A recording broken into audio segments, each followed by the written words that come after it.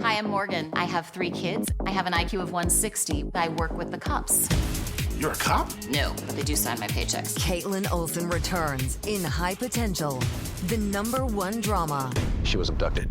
You knew that already, didn't you? Yeah, I thought it'd be nice to let you have this one. And one of the best new crime procedurals. You're waiting on me to leave so you can poke around without a warrant, aren't you? Yeah. High Potential, new Tuesdays, 10/9 Central on ABC and stream on Hulu. Mint is still $15 a month for premium wireless. And if you haven't made the switch yet, here are 15 reasons why you should. 1, it's $15 a month. 2, seriously, it's $15 a month. 3, no big contracts. 4, I use it. 5, my mom uses it. Are you playing me off? That's what's happening, right? Okay, give it a try at mintmobile.com/switch. Upfront payment of $45 for 3-month plan, $15 per month equivalent required. New customer offer first 3 months only. Then full price plan options available. Taxes and fees extra. See mintmobile.com. You're listening to DNA ID, brought to you by AbJack Entertainment. Be sure to check out some of the other great true crime podcasts from this network, including The Murder in My Family, Missing Persons, Scene of the Crime, Zodiac Speaking, Beyond Bizarre True Crime, Campus Killings, and Killer Communications. All of these podcasts are available for you to binge on right now, wherever you listen to podcasts. Subscribe where you're listening to this podcast so you don't miss an episode.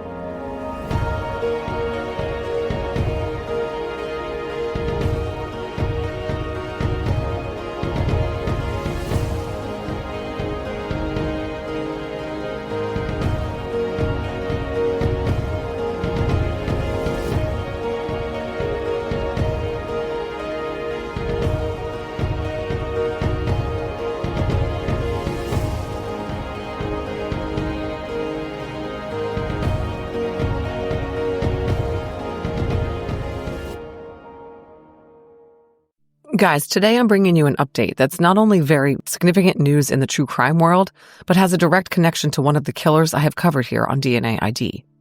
The infamous Austin yogurt shop quadruple homicide that occurred on December 6, 1991, was the subject of a major announcement today by the Austin, Texas PD. I haven't covered the yogurt shop murders on DNA ID because the 1991 murder of 4 teenage girls at an I Can't Believe It's Yogurt location in Austin was unsolved, and IGG played no role in the case. Today's announcement changed that. For those of you unfamiliar with this horrific case, it was, in a way, the 1991 version of the Idaho 4 murders. The lack of the internet and the 24/7 media cycle at the time when the murders occurred are the only reason this case was not as sensational. But it has received vast amounts of media and true crime consumer attention in the 34 years since. I encourage all of you to listen to the podcast and watch the various TV productions and documentaries about the case to hear for yourselves how impactful it was and why. But in a nutshell, on December 6, 1991, 2 17-year-old girls were closing up the I Can't Believe It's Yogurt branch where they worked on West Anderson Lane in North Austin. Prior to closing, 17-year-old Jennifer Harbison and her 17-year-old coworker Eliza Thomas were joined by Jennifer's 15-year-old sister Sarah and her 13-year-old friend Amy Ayers. It was long believed that the girls closed up the shop at its 11 p.m. closing time and were cleaning up for the night when at least 2 men entered through the rear door and forced all 4 girls into the back room. A call came into police dispatch at 11:47 p.m. from an Austin police officer reporting that the yogurt shop was on fire. Firefighters had to break down the front door, found locked with the key in the inside lock. After the intense blaze was extinguished, inside the charred and smoke-damaged space, investigators found the bodies of all 4 girls, 3 of them together, 1 separate. Each one naked, their hands bound behind them with their underclothes, gagged and shot in the head. Lighter fluid poured over paper goods from the yogurt shop had been used to torch the place in a deliberate attempt to destroy evidence. To a certain extent, it worked. The fire damage was significant, with metal items melted in the inferno, and the fire hose's intense spray disrupted and soaked the scene. The police never disclosed much about the evidence found at the scene. The open cash drawer at the store was empty, the fire deliberately set. But now we know that at least 1 fragmented .22 caliber bullet was found. No casings for the .22s, though. but one .380 semi-automatic caliber shell casing was located in a floor drain, the latter suspected to come from one of the two guns that shot the girls. One weapon was a .22 revolver, which was used to shoot Jennifer, Eliza, and Sarah, each once in the head execution style. Those three girls were found together in the very back of the store. Amy, who was found closer to the front of the store, was strangled and was also shot in the head with the .22, but was also shot once with the .380 semi-automatic. That weapon appeared to have been fired at the crime scene only once. The original ballistics report on the .380 posited that the gun was an AMT brand backup model .380 semi-automatic. A potential source of DNA was found on 13-year-old Amy's body. Male DNA was extracted from her vaginal swabs, but it was mere picograms of DNA and was in a mixture with female DNA from herself. Minute amounts of a male-female DNA mixture were also detected in sexual assault kit swabs from sisters Sarah and Jennifer. Back in 1994, these tiny amounts of DNA were not useful, but thank goodness the samples were retained. Police expended thousands of man-hours on the case, conducting untold numbers of interviews and inquiries into even the most tangential leads. They quickly settled on some local boys as the likely suspects and ended up arresting them and prosecuting them years later. I'm not going to go into the wrongful convictions of two of these young men and the profound, even fatal impact that those convictions had on their lives. Their convictions were eventually overturned, and now we know they were completely innocent of this crime. Back to the DNA. The crime scene samples police had to work with were minuscule and were in insufficient amounts to be entered into CODIS, the Federal Convicted Offender DNA Database, or into this Texas State DNA Database. But emerging DNA analysis of one of the sexual assault kits in 2008 produced a YSTR profile with 16 genetic markers, which was used as an elimination tool to rule out the 4 teens suspected by the Austin PD. It also ruled out between 300 and 400 men tested over the ensuing years. 2018 YSTR retesting on several different swabs from the 3 girls, Sarah, Amy, and Jennifer, detected 27 markers, but still failed to identify anyone. In 2022, Austin PD Detective Dan Jackson took over the yogurt shop case. He said he wanted to take a different approach to the case, one guided exclusively by the physical evidence. He convened a panel of experts of sorts, consulting those who had solved complex cold cases like this one. They selected 4 items to test: Amy's belt buckle, which had survived the fire, Amy's fingernail clippings, and various items of clothing from the girls. In June of 2025, Detective Jackson tried something that hadn't been done in years. He resubmitted the .380 caliber shell casing to NIBIN, the National Integrated Ballistic Information Network.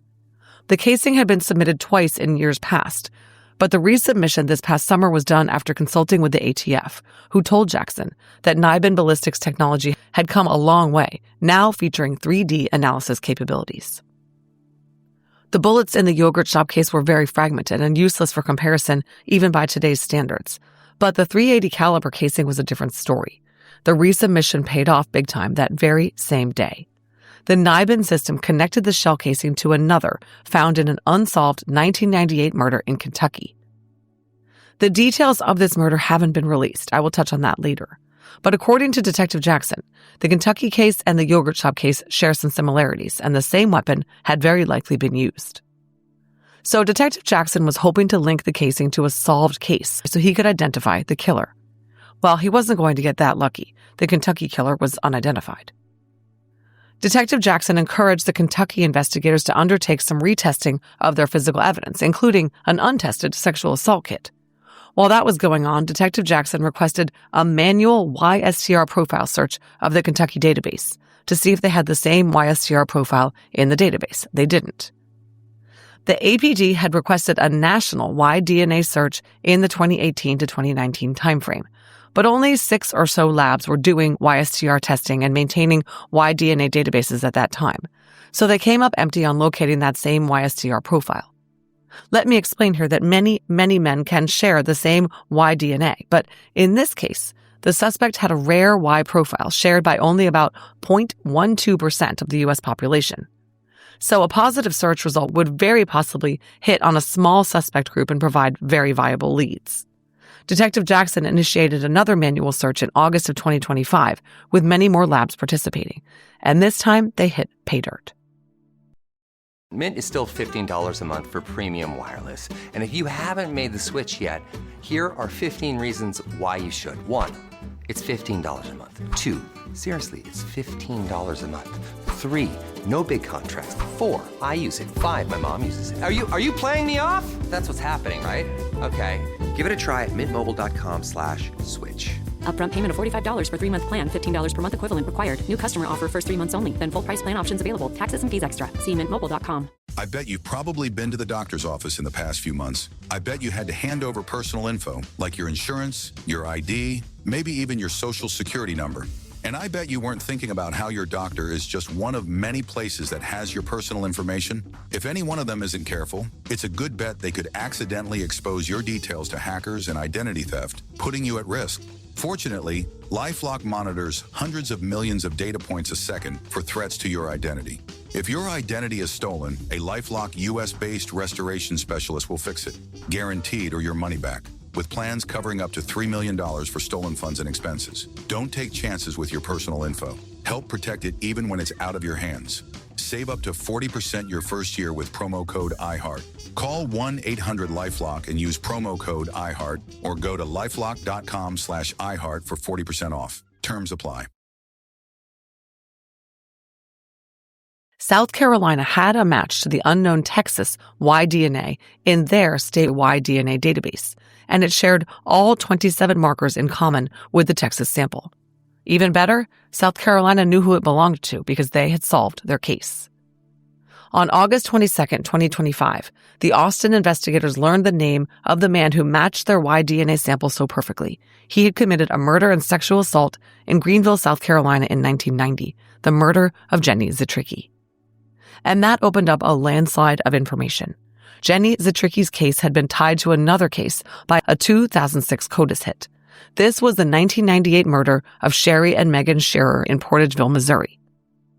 And the identity of the man who was the source of those two samples, one in Missouri and one in South Carolina, had finally been revealed in 2018 by an investigative genetic genealogy analysis by C.C. Moore of Parabon Nanolabs. His name was Robert Eugene Brashers. He had taken his own life in a standoff with police at a Super 8 motel in Kennett, Missouri in 1999. He had used the same .380 caliber gun, serial number A75213, investigator Jackson learned, to shoot himself that he used on Amy Ayers and the 1998 Kentucky victim. And now, police knew that Brashers had killed not just Megan and Sherri Scherer and Jenny Zitricki, but the 4 yogurt shop girls and likely the victim in Kentucky as well. Brashers was a serial killer of the highest order who got away with the most serious of his crimes until police started pounding on his motel room door in 1999. Austin detectives wanted to 100% prove that Brashers was their man. Unfortunately, the .380 caliber gun that he shot himself with in Missouri is missing. It was lost in the evidence abyss years ago. The YSTR evidence was solid but not 100%. So, on September 15, 2025, they sent additional items from the yogurt shop crime scene to DNA Labs International. These items had been tested in the past but had never yielded sufficient DNA for entry into CODIS. And that hasn't changed, but the test results were exactly what they needed. Amy Ayers' fingernail clippings resulted in a male STR DNA profile that was compared directly to Robert Brashers' STR profile. It was a 2.5 million to 1 match. Further, the testing of DNA evidence from the Kentucky murder cannot exclude Brashers. A 1-to-1 ballistics comparison of the markings on the head stamps of the 2 shell casings is underway by tool mark examiners in Kentucky to confirm that the same gun was definitely used, although the Nibin hit is considered to be very accurate. We will supposedly hear as soon as this week whether Brashers is also responsible for the Kentucky case. Authorities have not revealed the name of the victim in that case, but my theory is that she was 43-year-old Linda Rutledge. Linda was found murdered on Saturday, November 7, 1998, in the back of her family's hearing aid business, Nixon Hearing Aid Center, on Malibu Drive in Lexington, where she was an employee. Linda was bound with her own clothing, shot several times with a .380 caliber handgun, and a fire was set in the store after the murder. The shell casing in the Kentucky case was resubmitted to Nibin in 2024 and is the only reason the cases have been linked so far. Robert Brashers was never on the suspect list for the Austin yogurt shop murders. His criminal history in Texas was minimal, and I'll talk about that. He had rape and murder victims in Tennessee, Florida, Missouri, Kentucky, and South Carolina, and other crimes in Georgia and Louisiana. But until now, he was never linked to any crimes in Texas. I expect this to happen more and more, and not just with Brashers, but others as well, as sophisticated DNA testing and renewed efforts to resolve cold cases are able to link old crimes to known offenders. So does the yogurt shop case jibe with what we know about Brashers? Some aspects of his known crimes have parallels to the yogurt shop case. As you'll hear in the rerun episode of DNA ID that I'm about to play, Brashers seem to relish besetting small groups of women and girls, taking on more than one victim at a time. He did it at least twice, other than at the yogurt shop that we know of. Police beliefs that the yogurt shop murders were committed by more than one perp were, I believe, unfounded, and may have led to tunnel vision. Yes, the use of two guns is unusual, but other than that, there was no evidence of more than one assailant other than the implausibility of one man controlling 4 victims. Robert Brashers, I imagine, would be very intimidating to the vulnerable and defenseless girls he threatened with a firearm and terrified with his deranged behavior. It would be easy for him to make them compliant out of sheer terror, and investigators say he acted alone in all his known crimes. Another way Brashers fits the MO of the yogurt shop case is that he seemed to prefer child victims, although he was certainly not limited to those. In Austin, we know that he raped Sarah and Amy, the 2 youngest victims, as well as Jennifer. In Portageville, Missouri, in 1998, he raped and shot 12-year-old Megan Scherer, but only shot and did not rape her mom Sherri, an adult. And he conducted a home invasion in a house where a group of women and girls were in Memphis, Tennessee in 1997. He left them all alive, but raped 14-year-old survivor, initials LAM. Again, he had a gun and raped only a child. But other than those general patterns, Brashers' crimes were all over the place, literally. They took place in private homes, in an apartment, in retail establishments, in a car. He struck in Texas, Florida, Tennessee, South Carolina, Kentucky, and Missouri. Only 2 of his cases did he set afire. Jenny Zitricki was strangled, bludgeoned, and drowned, and Amy was strangled, while all the other victims and survivors were shot or threatened with a gun. Brashers had no known nexus to Jenny's state, South Carolina, or to Texas or Kentucky, yet he was there. So what was Brashers doing in Texas in December 1991, and what connections did he have to that state? At that time, Brashers and his then-girlfriend, future wife, Rose Marie, had their daughter, but were living separately, him in Georgia and her in Alabama. Brashers was an incredibly slippery dude. His daughter later said he worked in construction and was gone a lot, sometimes for weeks at a time, doing God knows what. She recalled that sometimes his kids were required to call him different names, and detectives confirmed he used aliases and the names of family members. He also wore disguises when he committed various robberies. One detective even confirmed that Brashers faked his own death, running an obituary on himself. But a few weeks later, he was named in the same paper as being a groomsman in a buddy's wedding, so the jig was up. Anyway, we now know that Brashers committed the quadruple homicide in Austin on December 6, 1991, but was living in Georgia and had stolen a vehicle there on November 29th. Detectives learned that on December 8, 1991, just 48 hours after he committed the yogurt shop murders, Brashers was stopped by Border Patrol at a westbound checkpoint between El Paso and Las Cruces. They believe he was likely trying to get to his father's place in Glendale, Arizona, and had to pass through the checkpoint. An alert Border Patrol agent noted that Brashers was driving a stolen car he had lifted in Georgia. He was also found to be in possession of a .380 caliber pistol, an AMT .380 backup model serial number A75213, the same model cited in the yogurt shop ballistics report. Brashers, like a lunatic, tried to flee the checkpoint and drove for about a mile before he was apprehended. He was charged with auto theft and felon in possession of a firearm, and apparently was sentenced to 4 years in a federal prison. I'm unclear on where he served that time and how much he served. Meanwhile, the .380 caliber gun was released to Brashers' father after his sentencing, and we know he got it back because he used it to shoot himself 8 years later. Detectives say that Brashers' drive through Austin on December 6th would have been out of his way. We don't know what brought him there or what his goals were. How did he select the yogurt shop as his target? Brashers' other known homicides of female victims both involved entry into the private homes of his victims in Missouri and South Carolina. Same for the Tennessee rape victim.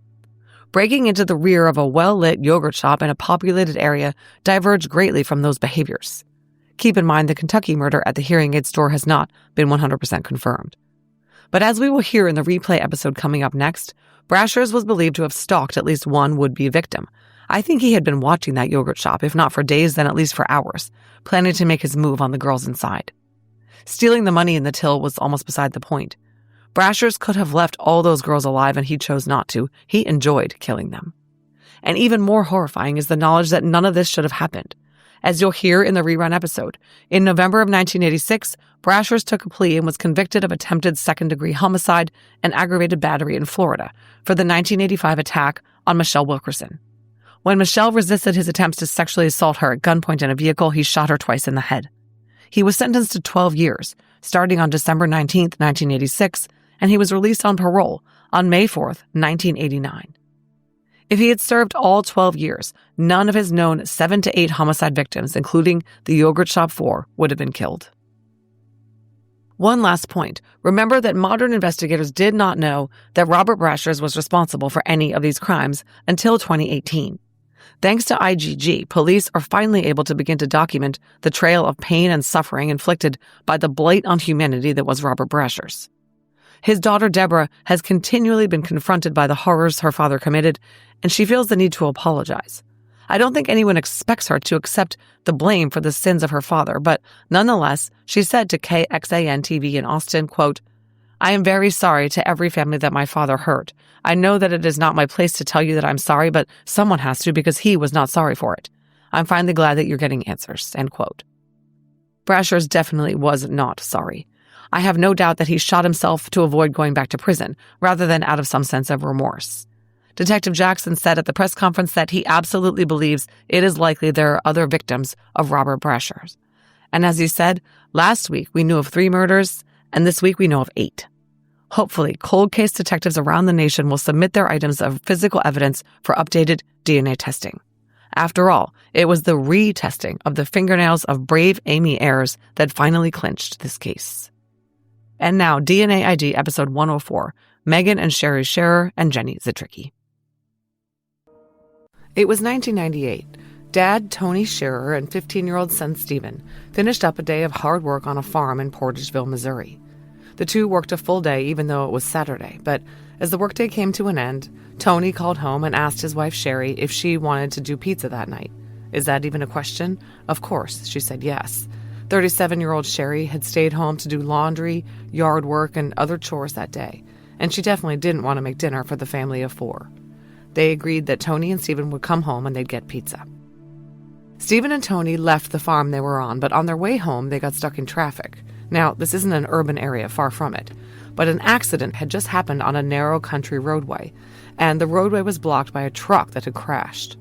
This is the kind of farmland where the county road you're on is the one you need to be on. A detour is a long way out of the way. So they waited. That delay might have saved Tony and Stephen's lives. Since they couldn't get through, Tony and Stephen had to wait. Tony chatted with one of the accident scene guys for 15 to 20 minutes as they waited for a wrecker. Tony told him they were heading home as soon as the road cleared, which it did at 6:50 p.m. The two finally pulled up to their house at 7:05. It was March 28th, so it was nearly dark by this time. The house was quiet. Stephen and Tony walked in through the garage door. Tony's frantic call to the Portageville police came in at 7:09 p.m. Officer Mark Stockton was dispatched to the Scherer home, Captain Fred Hill immediately behind him. The house was about a mile and a half outside town. The officers arrived at 7:16. Tony and Stephen were outside the house waiting for the police.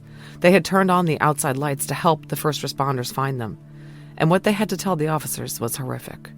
Stephen and Tony had walked into the house. Tony sifted idly through the mail in the hallway, but Stephen saw something in the living room. He found his mother and his sister dead on the living room floor with bloody wounds to their heads. Tony felt his wife for a pulse. She had none, but her body was still warm. Stephen touched his sister's wrist, but it was obvious she was dead. Tony called the police from the countertop landline phone in the kitchen. Hill and Stockton went into the house, followed by Tony. He directed them to the living room. Sherri Scherer was lying on the floor face down. Her jeans, pink shirt, and work boots were still on. A sock had been stuffed into her mouth as a gag. Her left arm was behind her with her hand on her back, as if her arm had been twisted behind her. She had a bloody head wound and blood was on the carpet below her head. I probably don't need to tell you that she was dead. 12-year-old Megan's little body was a ghastly sight even for a seasoned law enforcement officer. Megan was lying to the right of her mother, sort of on the brick hearth. She was face down on the floor, her hips propped up on a green pillow or beanbag. She was gagged with a sock, too. Her hands were tied with intricate knots behind her back with orange electrical cord. Her t-shirt was pulled up and her bra askew, exposing her left breast. She was naked from the waist down except for her red sweatpants and underwear hanging off her right ankle. Feces was on the floor and on her posterior. It was evident to the officers that she had been sexually assaulted. The pillow under her hips was on top of a lot of blood on the floor, indicating that Megan had been posed this way after she was killed. Under her body were a Walmart bag, a blanket, and the Wall Street Journal and some other newspapers, all stained with blood.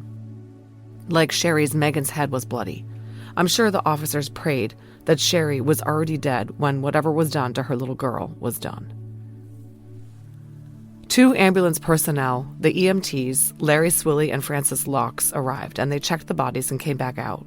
Everyone left the house and crime scene tape went up. Officer Mark Stockton, one of the first responders at the scene, later told KFVS-12, quote, "I would say that's probably the worst thing that I've ever seen in my life." Portageville Police Chief Ronnie Adams told the TV news station, quote, "I've been an officer over 40 years, and that scene right there affected me more than any scene I've ever been at." New Madrid County Prosecutor's investigator Terry Stevens, who went on to serve as county sheriff for many years, also came to the scene. He told the Standard Democrat, quote, "I've seen a lot of things that people can only fathom seeing, but when I went home that night, I just couldn't get the scene out of my head." The troops were called in. Missouri State Highway Patrol's Troop E unit of the Division of Drug and Crime Control, the DDCC, crime scene personnel, the medical examiner, the prosecutor's office. This was a big deal, the in cold blood level murder of a nice farming family in a sleepy farm town. At 8:35 p.m., Sheriff Gary Hill, Coroner Tim Clayton, and Assistant Coroner Ralph Barnwell arrived and entered the Scherer home. At 8:37, both victims were pronounced dead by the sheriff and coroner. Coroner Clayton took custody of Sherri's body and transported her to the autopsy after photographing the body in place and making sure to bag her hands to prevent the loss of any possible evidence. As for Megan, I addressed a little bit ago about how difficult it was for even the seasoned investigators to view her body. Missouri State Highway Patrol investigator Don Wyndham, who led the team processing the scene and the house, told KFVS-12, quote, "It was obvious the target of this was Megan, the young girl. Not only was she assaulted and shot, and just horribly, she was posed, like he wanted to show what he had done." Missouri State Highway Patrol Troop E's crime scene unit was requested to assist the New Madrid County Sheriff's Office. This crime was too big, too serious, for the New Madrid and Portageville authorities to take on alone. The MSHP provided a team of experienced CSIs to process the scene, led by investigator Wyndham. Megan's body was processed and a trove of potential evidence collected. There was a hair on her buttocks, one on her neck, one on her leg, one in her left hand, and a hair in her vaginal area that did not belong there. Swabs were collected from Megan's back and buttocks. There was a visible spot that looked like a bite mark on Megan's exposed left breast, and swabs were collected of a dried substance there, later determined to be saliva. Then Megan's hands were bagged, and she, too, was transported by Coroner Clayton for autopsy. Meanwhile, Tony and Stephen both told the same story. They came home and went in the house, which was unlocked, the way they typically left it. Tony sifted through the mail in the hall, but Stephen glanced into the living room. When he saw his mom lying on the floor, he thought she was being funny, until he saw the blood. Stephen said that he had touched his sister's wrist and it was cold. It seemed to him she'd been dead for a while. Officers at the scene had observed gunshot wounds to the heads of both Megan and Sherri, and in fact, when Tony called 911, he reported that his wife and daughter had been shot. When the two were autopsied the next day, shooting was the confirmed cause of death for both victims. Megan's autopsy was first. It was conducted on March 29, 1998, at the Mineral Area Hospital in Farmington, Missouri, at 10:15 a.m. Pathologist Dr. Michael Zitricki performed the autopsy, which was attended by New Madrid County Coroner Tim Clayton, New Madrid County Deputy Frank Masterson, Missouri State Highway Patrol Sergeant Bill Conway, and Missouri State Highway Patrol Sergeant Don Wyndham. Photographs were taken of the body, which arrived wrapped in the white sheet and body bag placed on her at the scene. With bags present on her hands and right foot, the left was covered by her pants. All of these items were retained. The orange extension cord binding her wrists behind her back was removed and kept in evidence as well. Megan was gagged with a sock, which was removed and placed in evidence. It was noted she'd been shot through the jaw, which exhibited a through-and-through wound traveling from the left side of her chin through the right side of her chin. Stippling was present on the wound that was to the left side of the chin, which indicated that the left side wound was the entrance wound. A second gunshot wound was present on the left front of Megan's forehead, and there was no exit wound. X-rays were taken which showed a bullet present inside the skull, which was recovered. Dr. Zitricki then administered a sexual assault kit, which consisted of anal and vaginal swabs, hair, blood, urine, numerous other swabs, and fingernail cuttings and scrapings. No semen was detected, but trace amounts of isopropyl myristate, a chemical found in certain medicated lotions, was found on Megan's vaginal swabs. A gunshot residue test was administered, and Megan's body was examined for latent prints and her own fingerprints taken for elimination purposes. Her clothing was also collected into evidence. These were a pair of red sweatpants, a pair of underwear, a white t-shirt, and a bra. The autopsy on Sherri was conducted on the same day at the same hospital at 3:30. Pathologist Dr. Zitricki performed this autopsy as well, which was attended by all the same observers. Sherri's body was photographed, and the sock gag that was in her mouth and tied around her head was removed and retained, as were the bags on her hands and her body bag. A hair was collected from the sock gag. Marks on Sherri's wrists indicated that she'd been bound at some point, but the bindings had been removed and were not found by CSIs. Dr. Zitricki observed that 3 entrance gunshot wounds were visible on the back of Sherri's head.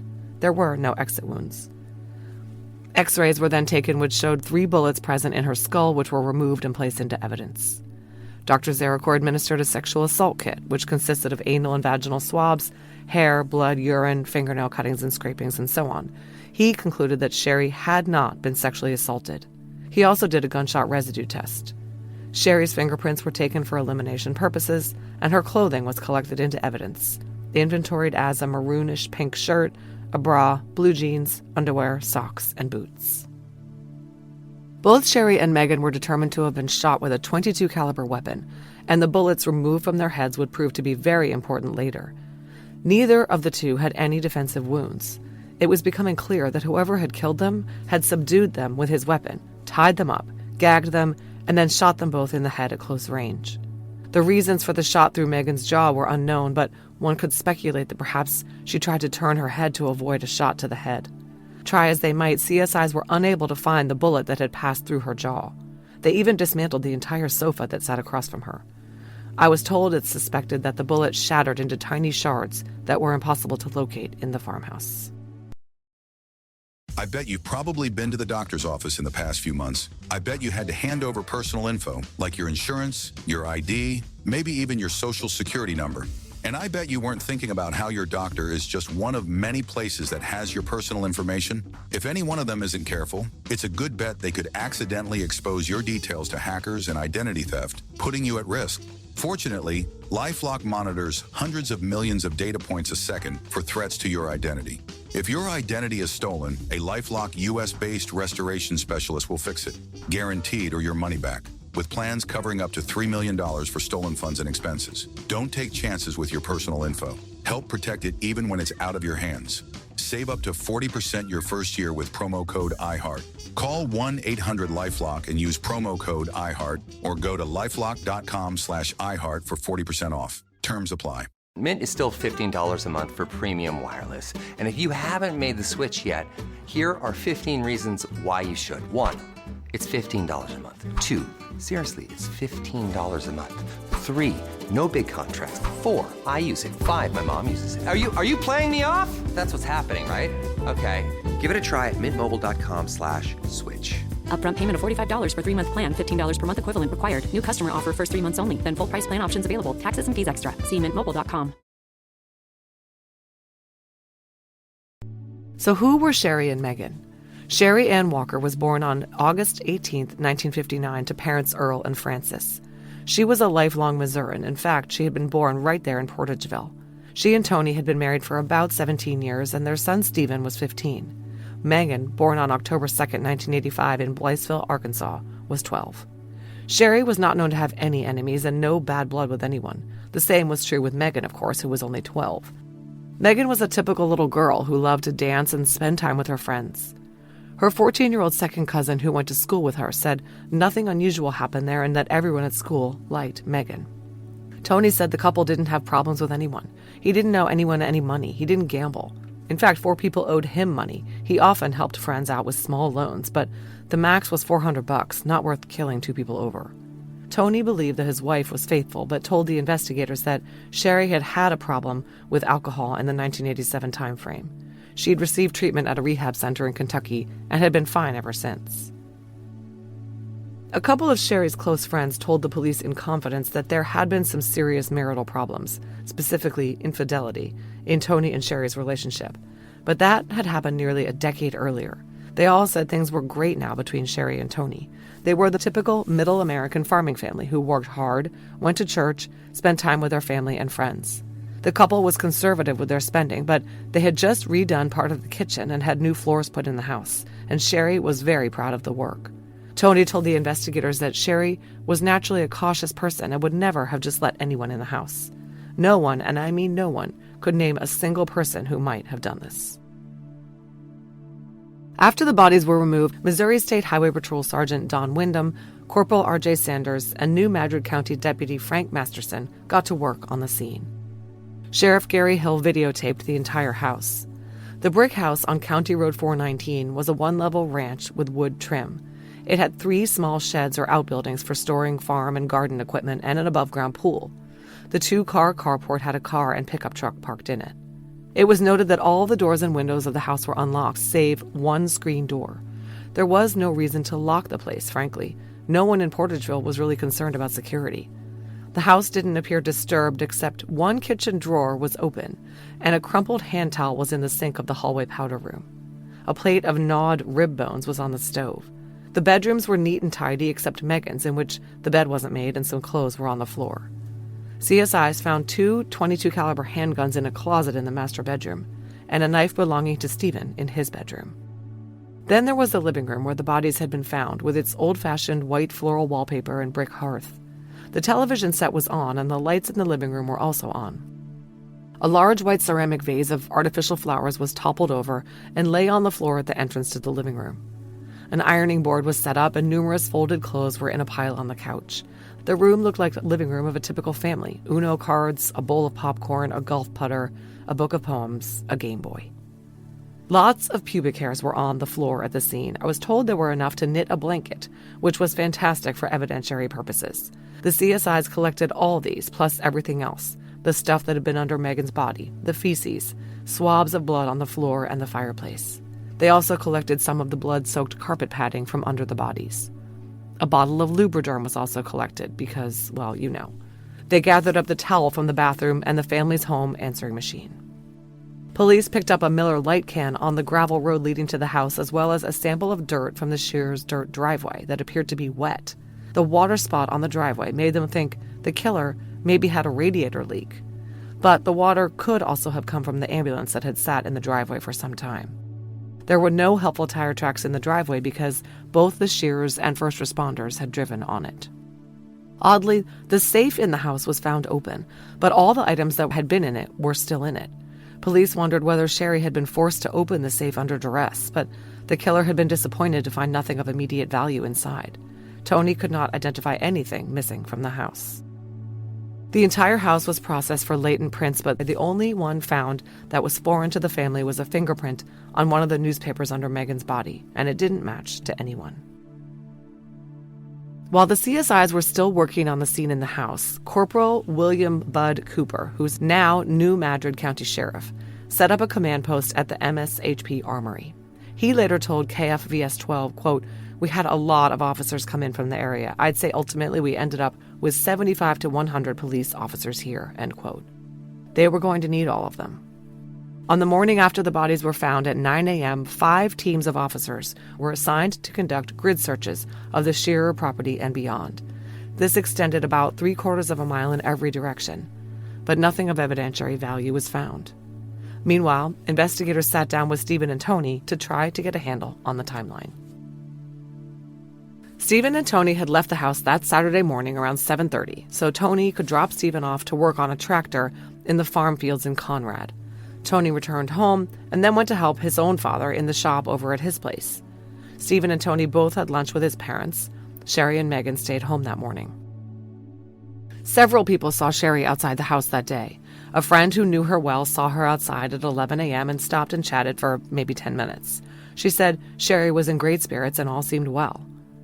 Sherri's best friend, the two went to school together, both had 2 kids the same age, they vacationed together and had Super Bowl parties and so on, told the police that Sherri had come into the store she and her husband owned, the Garden Center, at 248 West Highway 162, around noon on Saturday.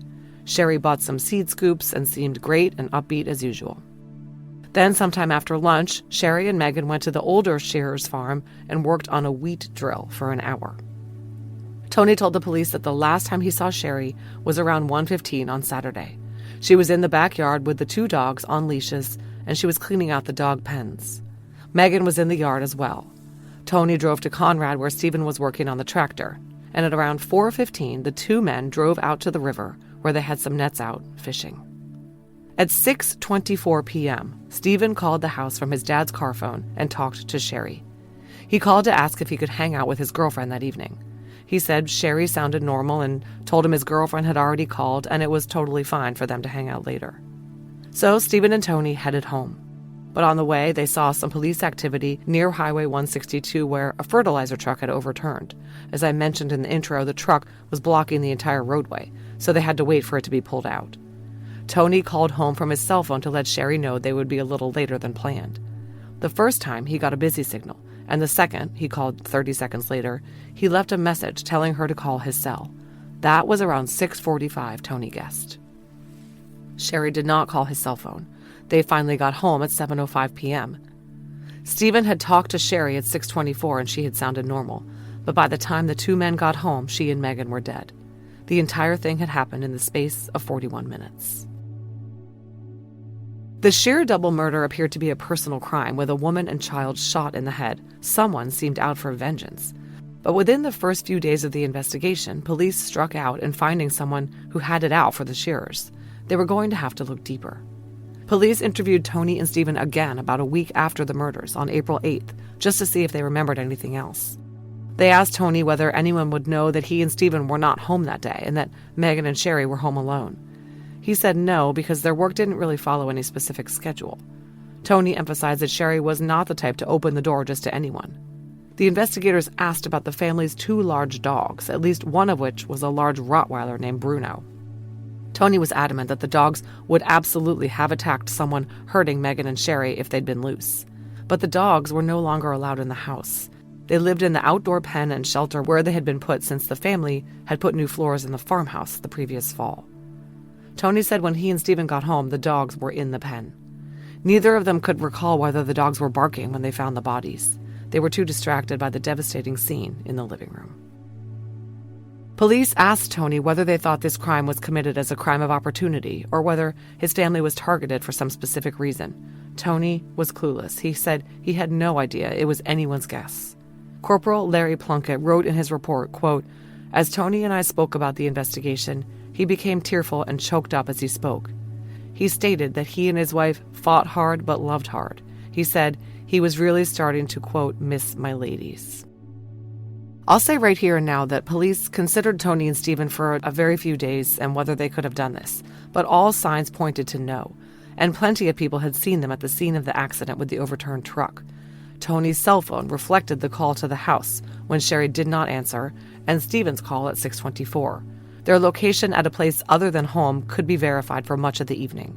Police were going to have to look somewhere else. The officers talked to a teenage boy who told them that he'd spoken with Megan around 2:15 on the phone that Saturday. They were on the phone for close to half an hour, he said. Megan told him she was watching TV and she was super bored. Another friend of Megan's talked to her around 3 and said she was acting normal. And yet another friend talked to her at 4:30. All of these friends said they couldn't think of anyone who would want to hurt Megan. They talked to Stephen's girlfriend, who had called the house around 4. She spoke with Sherri and said she sounded completely normal. Sherri's mom told the police she spoke with her daughter between 3 and 4 on Saturday afternoon. Sherri was behaving totally normally and didn't say anything about expecting any visitors or having a meeting with anyone.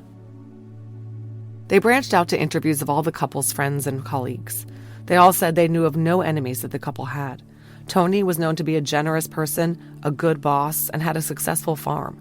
Neither he nor Sherri had any bad habits or addictions or owed anyone money. Their marriage had been in trouble in the past, but it had been rock solid for several years now. The family had been voted Family of the Week at their Catholic church the previous week. 3 intriguing leads went nowhere. First, one guy to whom Tony had loaned money 2 years earlier had reportedly gotten angry and threatened Tony. Police interviewed him, and he said he had no beef with Tony anymore and he had an alibi. Second, police got a tip from a man who said he had overheard another guy saying he was going to get even with Tony for turning in his meth lab, located at a residence on Route 162. Tony said he did call it a meth lab, but it was years ago. This led nowhere. Then police interviewed a male friend of Sherri's, a previous work colleague from when they both worked at Noranda Aluminum in the late 80s. There had been rumors about the two being involved. The man said he hadn't had contact with her since 1989 other than running into her in town. Investigative follow-up proved he wasn't the guy who brutally killed Sherri and her little daughter. While some investigators were digging into the Scherers' personal lives, other officers canvassed the neighbors to see if anyone had seen or heard anything. Because the setting was farmland, none of the neighbors were right next door. Officers went door to door among the widespread homes, soliciting information about the murders, whether anyone had seen any unfamiliar people in the area, and so on.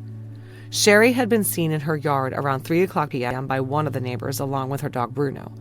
Another neighbor drove by at 6:10 p.m. and Sherri waved at him.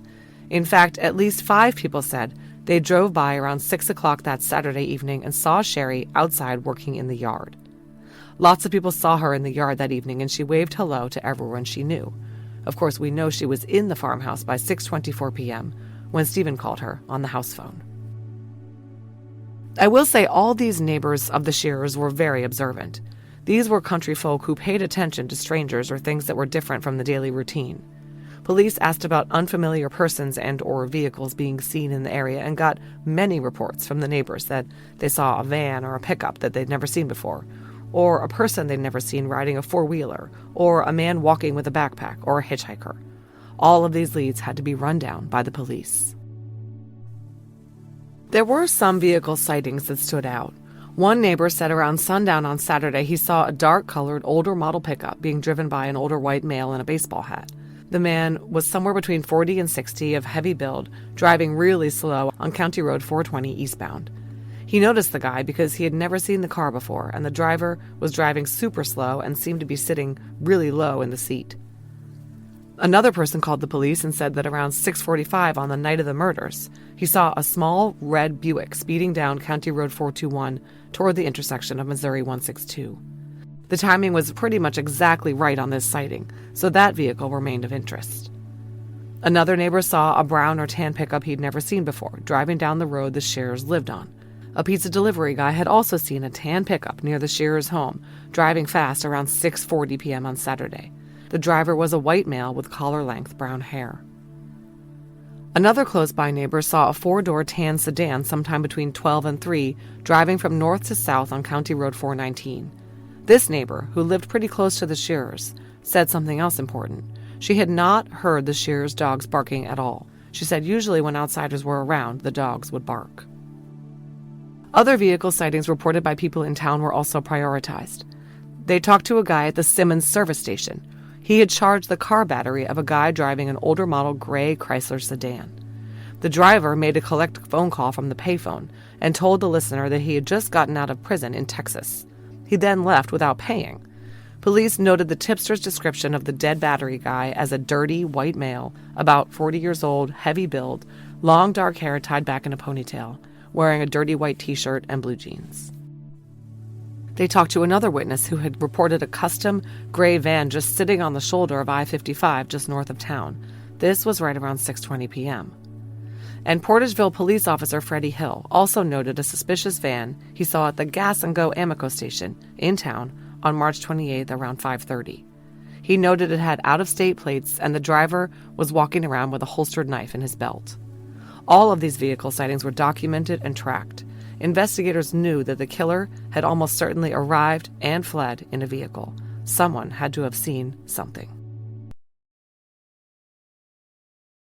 Mint is still $15 a month for premium wireless. And if you haven't made the switch yet, here are 15 reasons why you should. 1, it's $15 a month. 2, seriously, it's $15 a month.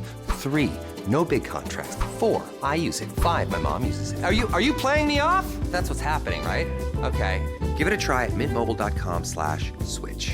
Upfront payment of $45 for 3-month plan, $15 per month equivalent required. New customer offer first 3 months only. Then full price plan options available. Taxes and fees extra. See mintmobile.com. I bet you've probably been to the doctor's office in the past few months. I bet you had to hand over personal info, like your insurance, your ID, maybe even your social security number. And I bet you weren't thinking about how your doctor is just one of many places that has your personal information. If any one of them isn't careful, it's a good bet they could accidentally expose your details to hackers and identity theft, putting you at risk. Fortunately, LifeLock monitors hundreds of millions of data points a second for threats to your identity. If your identity is stolen, a LifeLock US-based restoration specialist will fix it, guaranteed, or your money back, with plans covering up to $3 million for stolen funds and expenses. Don't take chances with your personal info. Help protect it even when it's out of your hands. Save up to 40% your first year with promo code IHEART. Call 1-800-LifeLock and use promo code IHEART, or go to lifelock.com/iHeart for 40% off. Terms apply. The lab reports started to trickle in, informing the investigators about what they had to work with. As the medical examiner had observed, no semen was found in the sexual assault kits.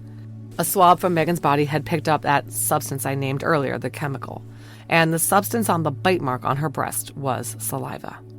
They tested the tube sock gags and the electrical cord binding Megan's wrists for DNA and struck out. The electrical cord, which had been looped around Megan's wrists and tied with overhand knots, had no prints on it either, which meant the killer had probably worn gloves. The tests also detected no foreign DNA under Megan and Sherri's nails, supporting the theory that they had not been able to defend themselves, likely because they were subdued with a gun and then tied up. Many hairs were collected from the crime scene and from Megan and Sherri's bodies that were determined not to be theirs.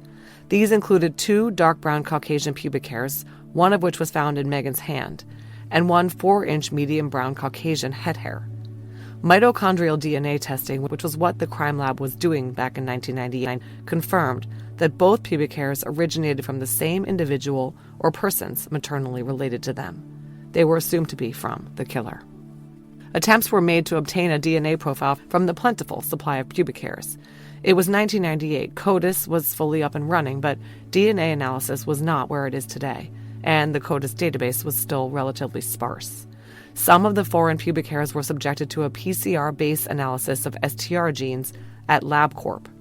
In short, lab analysts were able to obtain a partial DNA profile from the hairs, but it had an insufficient number of loci to be entered into CODIS. The partial DNA profile was sufficient only for comparison purposes.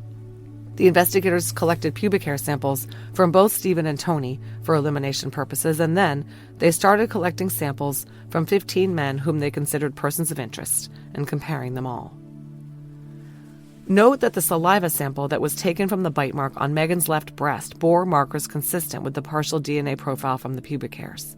The same person who had bitten Megan had left his pubic hair all over the place, but no semen. What the heck was going on here? Portageville's population in 1998 was about 3,800 people. I think police talked to every one of them. They contacted all the farmers in the area and tried to interview all the farm workers.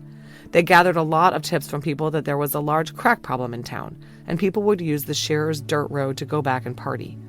A farm worker at the farm adjacent to the Scherers had reported to police something they already knew. The town had a crack problem. And a man who used to work for Tony and had since moved to a new town gave some names of crank users who were known to break into houses and steal stuff. Police checked all area abandoned houses and outbuildings, sheds, barns, silos. They got a list from Tony of everyone who could possibly have had access to the house over the past few months. For example, he had hired a temporary worker a few months earlier and had some other seasonal farmhands. He had a guy out from the water company to install a new water meter and water lines. The Terminix pest control guy had been there the week before. Some guy had delivered cut wood a while back. The cops talked to all these people, including a guy who had roofed the Scherer's house who was on probation for forgery and was in rehab for crack addiction. It wasn't him or any of the others. They interviewed all the known sex offenders in the area and tracked down their alibis. They were all asked for pubic hair samples for comparison to those in evidence. They gathered the names of all Megan's close friends and her schoolmates, and even searched her desk at school. They interviewed the girls on her basketball team and tracked down a man seen chatting with Megan outside the gym the previous week. They checked with local service providers, fuel truck drivers, gas company drivers, phone company drivers, newspaper delivery guys, etc. They pulled mobile phone records for Sherri and Tony. They collected the funeral guest list. And they gathered the names of all New Madrid and Pemiscot County residents with registered .22 caliber handguns. They also asked the local pawn shop owner to hand over all records of sales of .22s. The investigators had the lab examine Sherri and Megan's clothing for gunpowder residue. Their testing revealed the presence of smokeless powder particles of a size indicating it was manufactured by Winchester or Hogden. They gathered the names of employees of large area businesses like Bloomsdale Excavating and Noranda Aluminum and ECI Electric, noting the names of every employee who was working that day. They collected the names of everybody registered at the local motels during that week. They pulled together a list of all parishioners at the St. Eustatius Catholic Church in Portageville that the Scherer family regularly attended. They looked into whether Megan could have been targeted by an online predator who was communicating with her, but there was no indication she had access to a computer. The investigators also tried to tie up all the loose ends they could find to make sure they had a thorough understanding of what had happened in the timeline.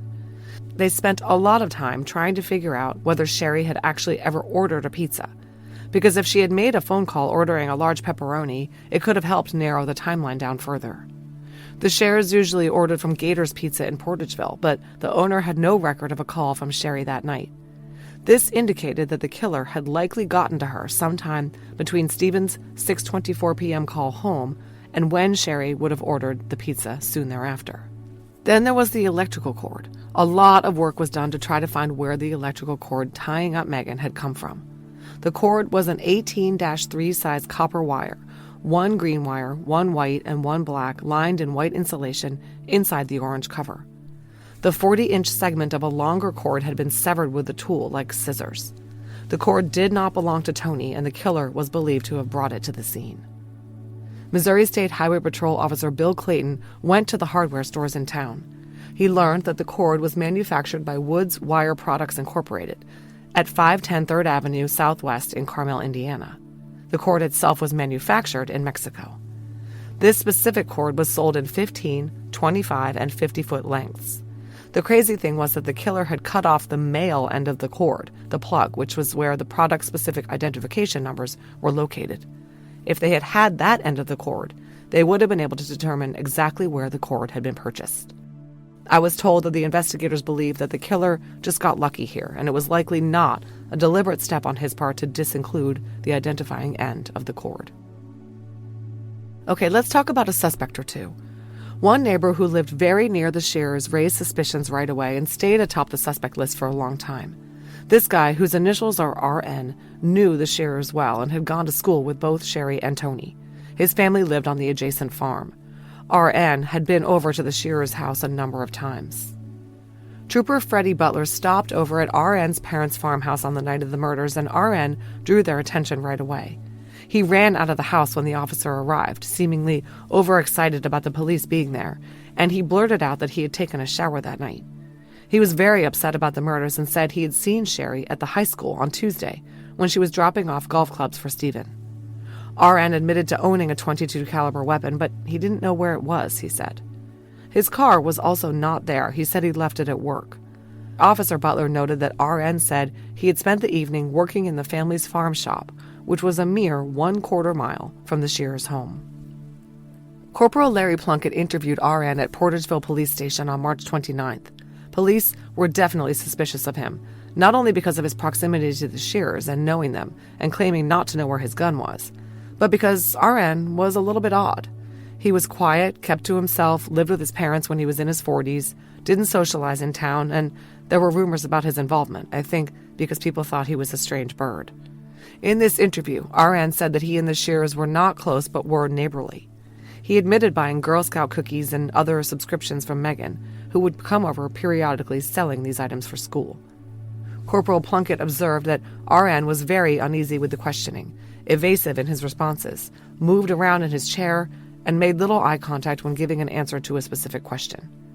It's unclear whether it was just an interrogation tactic to tell RN that someone had told the police that they saw him in the Scherers' driveway on the day of the murder, or whether someone really had said they saw him there.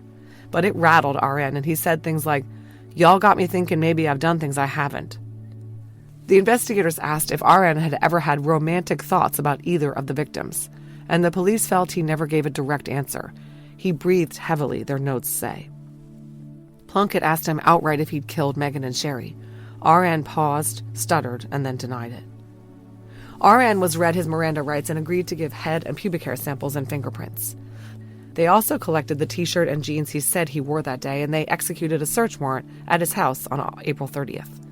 They didn't find anything, but they set out to investigate his alibi. RN said that on the day of the murders he had been working on some equipment on the family's farm shop. This was the shed that was a quarter mile from the Scherers' home. RN said he went into town to buy a part for his broken tractor at Baker Implement. He arrived there just before 5 p.m., which he remembered because the store closed at 5. He got back to the shop around 5:30. The hired man, whom I'm calling Ed, was there and was fixing to leave for the day but was waiting for his weekly paycheck.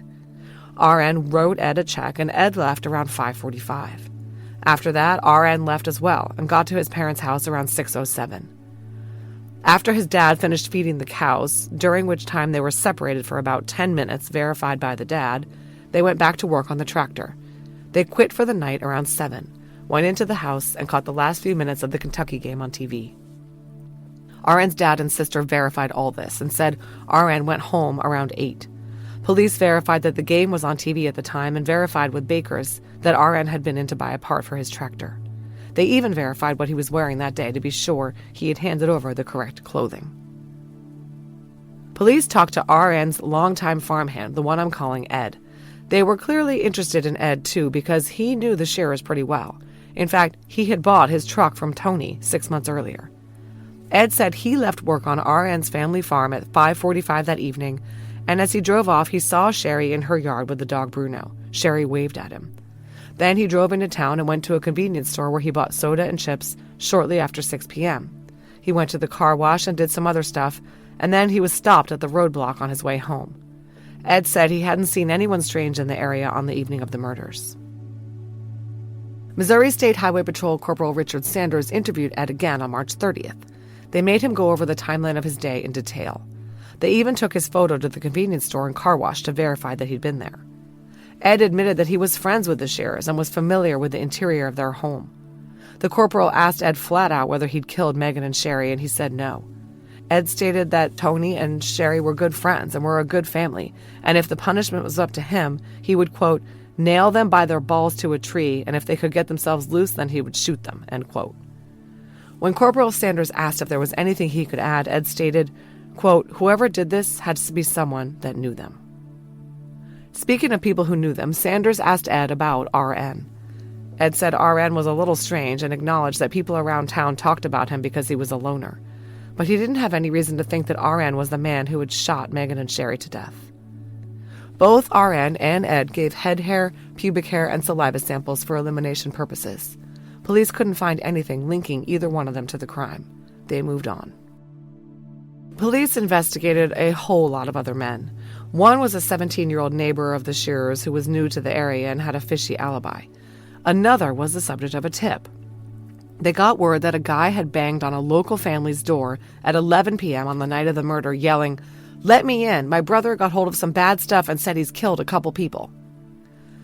These two brothers were tripping on God knows what substances and had caravaned to this house where they knew some people, demanding to be let inside. The brother, the one who allegedly said he had killed two folks, then came up to the glass door and said, "Let me in. It ain't like I'm going to cut your fucking throat." They were looking for a guy they knew and said they were too drunk or high to drive. The husband of the household drove them off with a shotgun and called the police. The investigators tracked down this duo of rocket scientists and questioned them. They both said they were high and just talking shit. They both gave hair and saliva samples for comparison. Police investigated a lot of small-town guys like this. There was a lot of talking to people whose activity for the night in question was drinking and driving around, hanging out at the river bottom, and hitting Casey's General Store for snacks and cigs.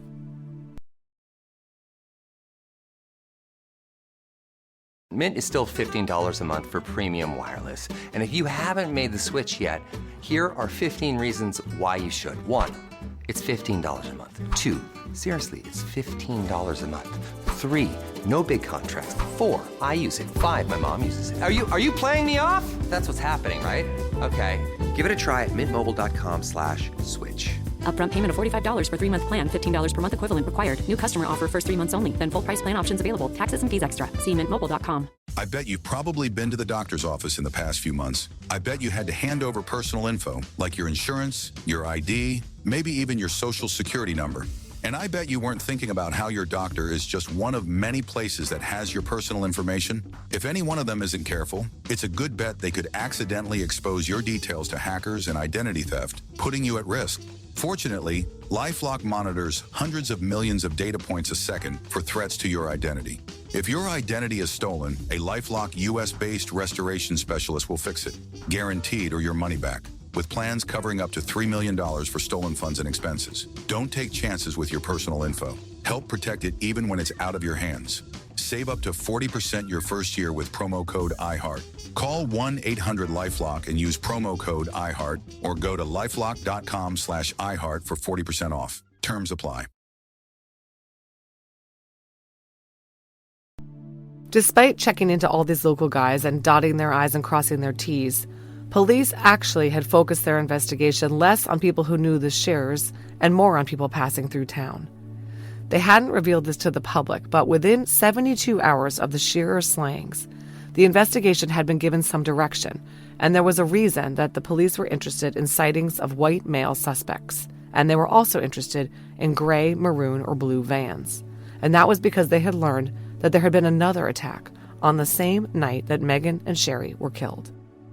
At 9:33 p.m. on March 28th, a 25-year-old woman named Stephanie W. called the Dyersburg, Tennessee police and said a man had shot her. Her story was somewhat unbelievable, and some of the investigators clearly had their doubts about its veracity at first. The woman and her kids were home alone at their trailer home on Lenox Road, as her husband had gone out to meet a friend. The doors to the trailer home were open, and the victim and some of her 3 kids were outside on the unseasonably warm night. A white male pulled into her driveway in a maroon conversion van and got out of the car. Stephanie's 5-year-old daughter blurted out to him, "Daddy's not here." Great. The man said he was from Nashville and was looking for a friend's house but couldn't remember the street. All he had was his friend's name, Jeremy Taylor. Stephanie said that she didn't know where that person lived. She later said when he didn't know the name of the street, she got spooked. The man went back to his van, he said, to get a map, and Stephanie told her 12-year-old daughter to get in the house. She tried to call her brother-in-law who lived nearby, but her phone wouldn't work. She went back outside to tell the man to go to her brother-in-law's nearby for directions and that she had called. But the man didn't leave. He said, "I couldn't find my map, but I found this." He pulled a gun out from under his jacket. This is the report of Stephanie's retelling of the incident. Quote, "I said, 'Oh my God,' and grabbed the barrel of the gun and him holding the trigger. He kept saying, 'Lady, get in the trailer.' So when I got up, I still had hold of the gun and he still had hold of the trigger. So I pushed and he fell. So while he was down, I pulled on the gun, not letting go, and backed into the trailer backwards. I was telling my kids to get inside. I slammed the door on his arms. The gun was on the inside of the trailer in his hands and he was still holding the trigger, and I was still holding the barrel of the gun. He got one hand loose and fired the gun through the door, which shot me in the arm. I screamed to my kids, 'Call 911 and hand me the shotgun off the wall.' So then the man ran off. While he was struggling to get in with his hands through the door, he was saying, 'Lady, I just want your car.' And I said, 'The keys are in it. Get it and go.' But he did not leave. He kept trying to get into the trailer until he fired the gun." End quote. After shooting her, the man got in his van and drove away. Stephanie grabbed the kids, drove to her brother-in-law's house, and called the police. The bullet was taken out of her bicep at the hospital, and the bullet hole in her front door aligned with her story. But the investigators found no shell casing at the scene. Police in Missouri were alerted by police scanner traffic to this shooting that occurred on the same night as their double homicide. Corporal Sanders and Investigator J.R. O'Daniel met with Investigator Terry McCrate of the Dyer County Sheriff's Department to collect the expended round taken out of Stephanie's arm. Everyone knew that the bullet was from a .22, the same type of gun that had been used on Megan and Sherri. But a ballistics report dated July 21, 1998, confirmed that the bullets found in Sherri and Megan's heads and in Stephanie's arm were fired from the same gun. From this moment on, police knew that the two crimes were committed by the same deranged man and that he appeared to be attacking vulnerable female strangers. The Dyersburg attack, 45 miles from Portageville, took place just 2.5 hours after Megan and Sherri were killed. Both happened at small, single-level, freestanding homes with no immediate neighbors, alone punctuating the flat surrounding farmland. Both were fairly close to the interstate. The investigation suddenly took on a much wider focus, with the Dyersburg area receiving equal police scrutiny as had Portageville. And the Scherer investigation took a 90-degree turn, with police now focusing on similar crimes and tips that could lead them to this lunatic. And they now had an idea of his MO, his vehicle, and what he looked like. Stephanie described the shooter as a white male over 30 years of age, 5 foot 6 inches tall, slender build, with dark, graying hair and a thin mustache. He was wearing dark pants, a plaid shirt, work boots, and glasses, and he spoke with a northern accent. He was driving a maroon van, which was possibly blue, according to Stephanie's daughter. And when he left, he was heading toward I-55 in the direction of Big Boy Junction. Corporal Sanders had Stephanie draw a composite sketch using an IBM ThinkPad laptop computer and the CD-FIT program. In November 1998, a press release was issued to numerous agencies in order to circulate the composite sketch Stephanie helped make and issue a bolo for a maroon conversion van. America's Most Wanted featured the Scherer double murder case that same month in November 98. A lot of tips came into the FBI tip line after the show aired. One woman named Stacy called in a tip about an over-the-road truck driver who had recently moved from Portageville to Texas. She said his mother owned a home 2 to 3 miles from the Scherers on the same road.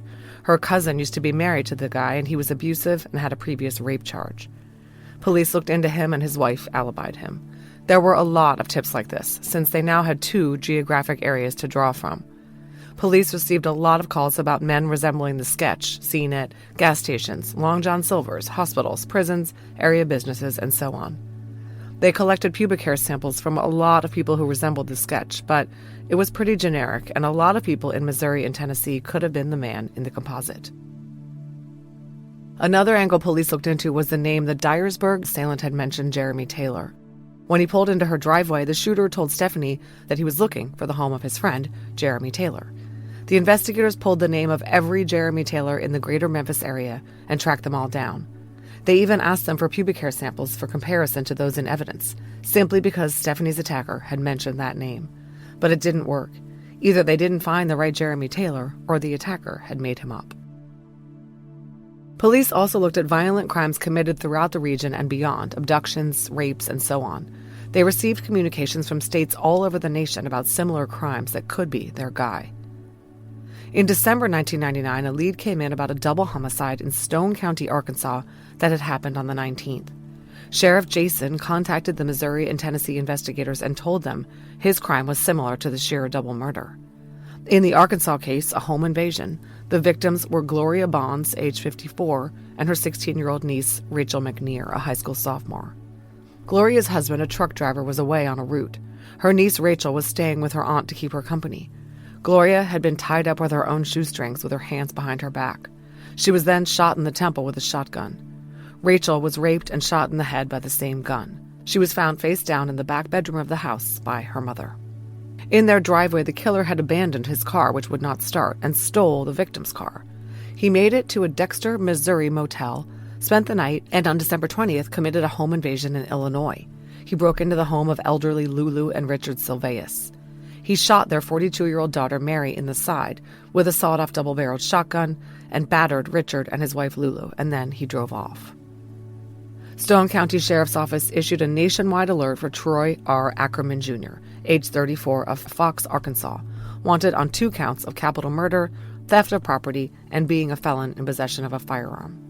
Ackerman was described as a white male, 5 foot 8 inches tall, 180 to 200 pounds, with brown hair and a beard. Police in Illinois quickly caught up with him. 50 Illinois state troopers and other law enforcement officers chased him through their state into Indiana, where he shot himself when trapped on a Logansport street. He had not known his Arkansas victims, Gloria and Rachel, and he was totally crazy enough to have done the Scherer murders. But his DNA did not match the partial profile extracted from the pubic hairs on Megan. Ackerman was a different, deranged, sadistic rapist and double murderer than the one the Missouri and Tennessee investigators sought. Pretty soon, along came a suspect who took up a lot of time and energy of the investigators because he was even more deranged and sadistic, and he was still alive and talking. In January 2000, Missouri State Highway Patrol Corporal Bud Cooper and New Madrid County Sheriff's Office Deputy Chris Hensley interviewed a man who was in prison for several similar crimes. He would, for a time, become the leading suspect in the Scherer case. His name was Tommy Lynn Sells. Just a listening note, this is going to be a fairly lengthy tangent about Tommy Lynn Sells, an infamously vicious and sadistic serial killer who was the prime suspect in this case. If hearing about him doesn't interest you, skip ahead a few minutes. Tommy Lynn Sells was the so-called coast-to-coast killer who roamed the nation between 1980 and 1999, working as a carny and committing horrific crimes. He was finally arrested on January 2, 2000, for the 1999 murder of 13-year-old Kayleen Harris, who was just about the same age as Megan Scherer. At that crime scene, he had also attempted to cut the throat of 11-year-old Crystal Searles, who survived, identified him, and later testified at his trial. According to ClarkProsecutor.org, Sells confessed to a string of murders all over the United States spanning 3 decades. He used the nickname Coast to Coast for himself to describe both his migratory lifestyle and his trail of killings. He traveled by hopping trains and stealing vehicles. Sells was nearly an Otis Toole-level confessor, claiming 20-plus murders, but he did actually commit numerous horrific murders involving children, as many as 12 is believed. According to the Texas AG's office, Sells pleaded guilty in Bexar County to strangling 9-year-old Mary Beatrice Perez, who was abducted in 1999. The missing child, who loved to dance and preferred to be called Mary B., was found dead in a creek bed a week later, clad only in a Mickey Mouse t-shirt and a single white sock. Sells is also believed to have committed the murders of Thomas and Colleen Gill and their 4-year-old daughter Tiffany in St. Louis, Missouri in 1983. Ina Court and her 4-year-old son Rory in Forsyth, Missouri in 1985. The 1999 slaying of 13-year-old Haley McHone in Kentucky, and the unbelievably horrific murders of the Dardine family in Illinois in 1987, which I am not going to discuss, but you can look up. It's truly one of the most sickening things I've heard, and that's saying a lot. There are quite a few additional suspected victims of Tommy Lynn Sells, without a doubt one of the most depraved killers I've come across. The murders of Megan and Sherri were right in his wheelhouse. When the Missouri investigators got wind of Sells' M.O. in January 2000, they rushed right down to Texas. Tommy Lynn Sells was known to have served time for theft right there in Missouri, and was suspected of a double murder there or two, so he had a nexus to their state. Corporal Bud Cooper and Deputy Chris Hensley interviewed him on January 11, 2000, at the Valverde County Sheriff's Department in Del Rio, Texas. Deputy Hensley had called him the day before and asked him about Megan and Sherri. Now they showed up and had him sign a Miranda form and asked him if he'd given any more thought to his involvement. Sells replied that he'd been thinking about it, but he couldn't remember where he was in March of 1998. They showed him 3 photos of the Scherer residence. At this point, Sells volunteered that it couldn't have been him because they would have found a grease or oil spot located in the driveway. He said the water pump in his van was leaking at the time. They told him, quote, "If it was your water pump leaking, the spot would have been water or antifreeze, not grease or oil." Sells sat back in his seat and said, "You found one, didn't you?" He could not see the spot in the photos, so the fact that he knew about it was very intriguing. And even more interesting, he knew that the spot was on the right-hand side of the driveway. Sells explained that he really couldn't remember any specific dates in that time period because he was speedballing, i.e. using cocaine and heroin at the time. He believed that in approximately March of 1998 he was on the road, having left St. Louis, where his family lived, after ripping off a local drug dealer for an ounce of heroin. He was driving a black full-size van at the time, he said. He woke up at a rest area after coming out of a blackout, and he looked down and he had blood all over his hands, and he had no idea where it came from. Now, it has to be said that Sells was very vague about his activities in this time period. He rambled about wanting to work on a shrimp boat, to get out of West Memphis, Tennessee, because he'd killed a truck driver there. He said he pawned his tools in Little Rock, Arkansas at a pawn shop near the bus station. He said he went to Holcomb, Missouri to visit and party with some friends. Then he went back to West Memphis and sold his van and a small caliber handgun to a wrecker driver at a salvage yard.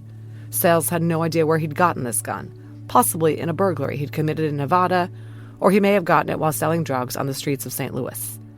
He claimed to have used it to shoot a homeowner in the chest after burglarizing a home in Arkansas. The investigators used the opportunity to get Sells to elaborate on his prior criminal acts. In response, he said he'd killed people by strangulation, stabbing, guns, his bare hands, blunt instruments, and he'd even thrown a woman off a cliff into a quarry.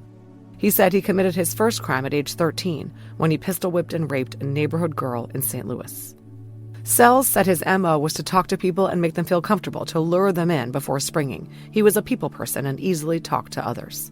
He admitted that he had watched and stalked several of his victims, but said he was smart enough that he would only actually attack them if he didn't think he'd get caught. He said he always wore gloves, or wore his long sleeves over his hands and would bring a rag to wipe down the scene when he was done. He was careful and sly. Sells was very comfortable talking about his prowess as a bad dude, but he was very vague as to actual dates, names, and locations. His confessions were almost hypothetical. When Cooper and Hensley asked Sells point-blank whether he had done the crime in Missouri, he said he probably would have approached the residence to ask for water to repair his van. He said the large dogs wouldn't have scared him off. He liked animals. He said he probably would have raped the mother and not the daughter, but if the mother had done something to piss him off, he would have killed her and raped her daughter instead. He said he typically used gags because he didn't like hearing his victims yelling and screaming, and he said he often tied his victims up. He told Cooper and Hensley his favorite sexual position was doggy style, and that he had had sex with his victims before he killed them, while they were dying, and after they were dead. They asked him about lubricant, and he said he might use spit or something on the scene. No doubt horrified at Sells' blasé attitude towards sadism, rape, and murder, Cooper and Hensley asked him why he did what he did. His answer was, it was the whole package, the thrill of the unknown, the sexual gratification, and the rush he got when he killed. The adrenaline rush was better than any high he ever experienced from drugs. He bragged that he had heard more than one person take their last breath, and he said he had learned to kill his victims from his father, who taught him that dead men tell no tales. Cooper and Hensley believed that Sells was a multiple murderer more than capable of committing the Scherer double homicide. But other than the spot in the driveway, they didn't have anything actually connecting Sells to the crime. They wanted to know whether he'd actually been there. They asked Sells if he could remember anything distinctive about the Scherer house, something that would prove to them that he was there. This from the report, quote, Sells asked us if there was some type of watermelon flower located in the house, end quote. Cooper and Hensley weren't sure, but when they went back and looked at the crime scene photos and video, damned if the house wasn't decorated with a number of watermelon-themed items. Then they showed him a family portrait of the Scherers, and he said they looked familiar. He said, Sherri's got big tits, doesn't she? And he said he liked big-breasted blonde women. The crime scene photo came up showing Megan's partially dressed body, and he commented, she's not too little. After viewing the crime scene photos, Sells stated that this not only sounded like something he would do, it looked like something he would do. He then picked up a copy of the composite sketch compiled by Stephanie and his own driver's license photo from 1997 and said to the investigators, what the fuck do you want, a smoking gun? Sells gave pubic hair and blood samples on January 11th. While those were being tested, the investigators tried to track his movements back in 1998 to see if they could place him in Missouri. They were able to confirm that he'd been in St. Louis in late 1997, and then he had joined the Heart of America Traveling Carnival in Arkansas Pass, Texas. That's where he met his wife, Nora. He was with the carnival from March 8th until March 20th, 1998. But after that date, he was no longer with the carnival and his whereabouts could not be traced. Sergeant Jeff Heath interviewed Sells again on February 29, 2000, at the office of the Texas Rangers in Del Rio, Texas. Investigators had spoken with Sells' wife, Nora, the day before, and Sells was angry about this and told them to leave her out of it. Then he made a confession of sorts. Again, he could not recall dates and times, but he said he had shot the lady in Dyersburg, Tennessee, and that he knew if he shot her, then he must have killed the mother and daughter in Portageville, Missouri. He talked about shooting a woman who lived in a trailer with children, and he had shot her through the door after fighting over his gun. Of course, that's exactly what happened in the Dyersburg shooting. And the Dyersburg victim, Stephanie W., had picked Tommy Lynn Sells' driver's license photo out of a photo lineup as the man who accosted and shot her. She said she was 98% sure it was him. Sergeant Heath had also spoken with people who knew Sells and who were able to place him in Sikeston, Missouri in mid-April 1998. This was all sounding incredibly promising. Sells knew about the watermelons and the driveway spot at the Scherers. He knew about the shooting through the door of Stephanie's trailer. He was in Sikeston, 34 miles from Portageville, in mid-April 98. Tommy Lynn Sells had to be their guy. But there was a problem. Sells remained non-committal about his role in the Scherer murder and the Dyersburg shooting, and said his wife Nora told him that he hadn't done those things. She told him they were in Del Rio, Texas on March 28, 1998. He said he didn't remember this himself, but if his wife said it was so, it was so. A quote from Sergeant Heath's report: "I told Sells I thought he committed the Scherer double homicide and the shooting in Dyersburg."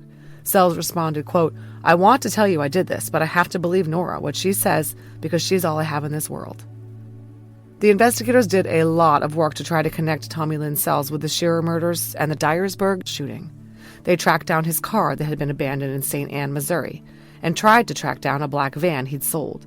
They did find the buyers of the van, 3 brothers who knew Sells, who said he had tried to rape their mother in Paragould, Arkansas. They spoke with an ex-girlfriend of Sells. They spoke to his cousin and family and friends that he claimed to have stayed with or worked jobs with. They spoke with his former employers and any landlords they could find. They extensively interviewed Sells' first wife, who had had a child with him that was given up for adoption. They interviewed Sells' cousin, who said that Sells was weird, had sexual problems, and was capable of anything. The cousin told of an incident in which Sells got in his grandmother's bed and attempted to put his hands down her pants. There was another time when he was 13 that he tried to get in with his mother while she was taking a shower. Speaking of his mother, they talked to her too, who said he'd stayed with her in St. Louis while he was working for 360-degree mufflers from September 97 until he left in January 1998. Essentially, they talked to everyone they could find, trying to put together a timeline for Tommy Lynn Sells to place him in the Portageville area on March 28, 1998. But it was impossible. No one had seen him there or knew of him being there. And when the DNA came back, Tommy Lynn Sells' DNA profile did not have any of the STR markers in the partial profile the investigators were working from. Tommy Lynn Sells was the worst of the worst, absolutely capable of committing the Scherer murder, and had possibly been in the area, but he hadn't done it. Months and months of work went out the window. Tommy Lynn Sells was executed by lethal injection in Texas on April 3, 2014. No one cried. In fact, his victim, Kayleen Harris's father, proclaimed, "What a great day." Mint is still $15 a month for premium wireless. And if you haven't made the switch yet, here are 15 reasons why you should. 1, it's $15 a month. 2, seriously, it's $15 a month. 3, no big contracts. 4, I use it. 5, my mom uses it. Are you playing me off? That's what's happening, right? Okay, give it a try at mintmobile.com/switch. Upfront payment of $45 for 3-month plan, $15 per month equivalent required. New customer offer first 3 months only. Then full price plan options available. Taxes and fees extra. See mintmobile.com. I bet you've probably been to the doctor's office in the past few months. I bet you had to hand over personal info, like your insurance, your ID, maybe even your social security number. And I bet you weren't thinking about how your doctor is just one of many places that has your personal information. If any one of them isn't careful, it's a good bet they could accidentally expose your details to hackers and identity theft, putting you at risk. Fortunately, LifeLock monitors hundreds of millions of data points a second for threats to your identity. If your identity is stolen, a LifeLock US-based restoration specialist will fix it, guaranteed, or your money back, with plans covering up to $3 million for stolen funds and expenses. Don't take chances with your personal info. Help protect it even when it's out of your hands. Save up to 40% your first year with promo code IHEART. Call 1-800-LifeLock and use promo code IHEART, or go to lifelock.com/iHeart for 40% off. Terms apply. Once the early 2000s came around, the investigators tried to do more with the DNA they had. The DNA from the Scherer case was run against the state's DNA database, and incarcerated men who shared markers in common with the partial profile were checked out via direct DNA comparisons. In 2003, the crime lab also facilitated running the profile through the convicted offender databases in Arkansas and other neighboring states, in the off chance they had a prisoner with some shared STR markers. During the time period 2003 to 2005, they collected buccal swabs from a lot of offenders, comparing them against the DNA and evidence and ruling them out. One of these guys looked at in 2005 was Jeremy Bryan Jones, who was on death row in Alabama for murdering a Mobile woman. Jones had confessed to killing 20 additional people in 4 states, including Missouri, but he recanted his confession, and he wasn't Sherri and Megan's killer. On January 31, 2006, much of the Scherer homicide physical evidence was resubmitted to the MSHP crime lab. This included the sock gags, the swabs from Megan's back and left breast, vaginal swabs, cuttings from Megan's underwear, and pubic hairs found on Megan.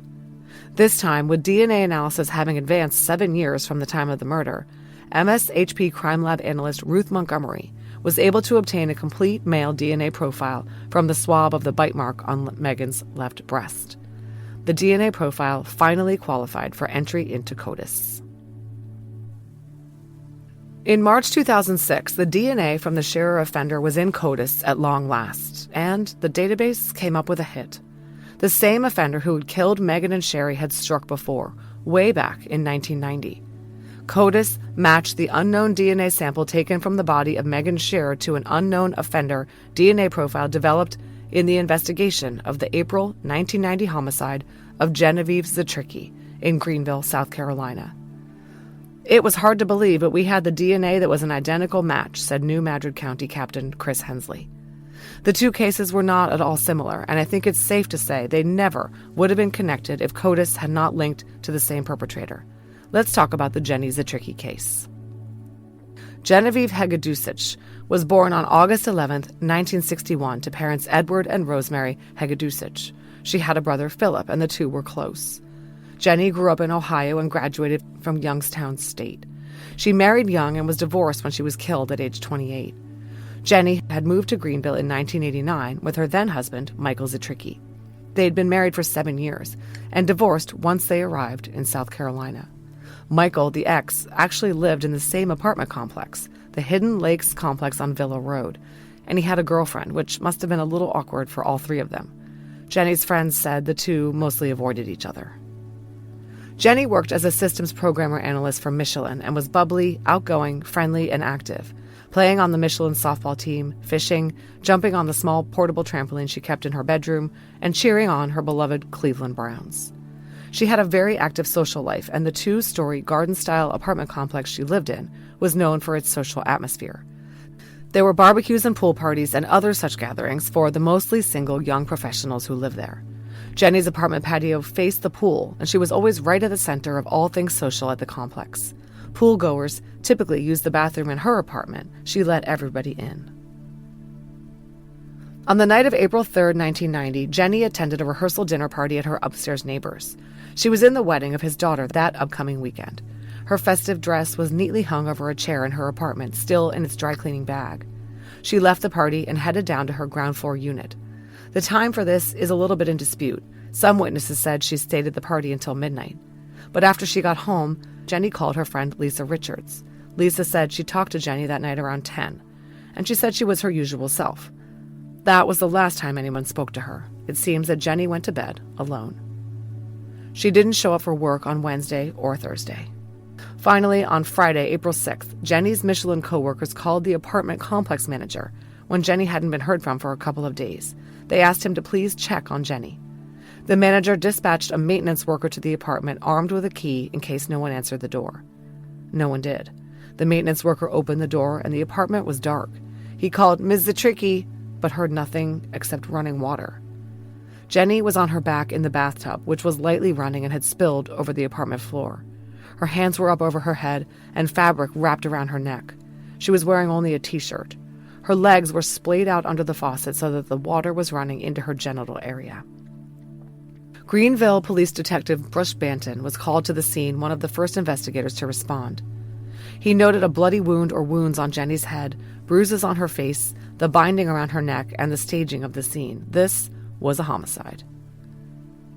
Jenny was identified and pronounced dead by the coroner. It was estimated, based on the lack of rigor, that she'd been dead for at least 24 hours. This fit with the fact that she hadn't shown up for work in 2 days. When Jenny was removed from the bathtub and examined closely, the items around her neck turned out to be a pair of tights and a pair of pantyhose. At her autopsy, the pathologist concluded that Jenny had been bludgeoned on the back of the head by a hard object. She'd suffered blunt force trauma that fractured her skull and she had no defensive wounds. However, the cause of death was strangulation. Basically, Jenny would likely have died from the trauma to her head, but the pantyhose tightened around her neck cut off her air supply first, killing her. A sexual assault kit was performed, and it was concluded that Jenny had been raped. The medical examiner collected biological samples. Detectives carefully observed Jenny's bedroom. It was evident she'd been attacked in her bed almost certainly while she was asleep. From a police report, quote, "In the bedroom of Zitricki's apartment, a large amount of blood was found on and around her bed, including directional blood spatter on the walls of the room." It was very evident from the bedding what had happened to Jenny. She was hit on the head more than once while she slept. The weapon was likely a tire iron or a crowbar. Her white pillowcase had blood spatter and a large bloodstain on it, and more bloodstains were on the turquoise sheet near the pillow. Detective Steve Biss of the Greenville Police Department told the Greenville News, quote, "If she was able to put up a struggle, it wasn't much of a struggle. I really don't think she knew what happened." As Jenny lay there bleeding and probably unconscious, she was raped and then strangled with a pair of pantyhose. Then her killer found something strong he could use to drag her with, a pair of tights.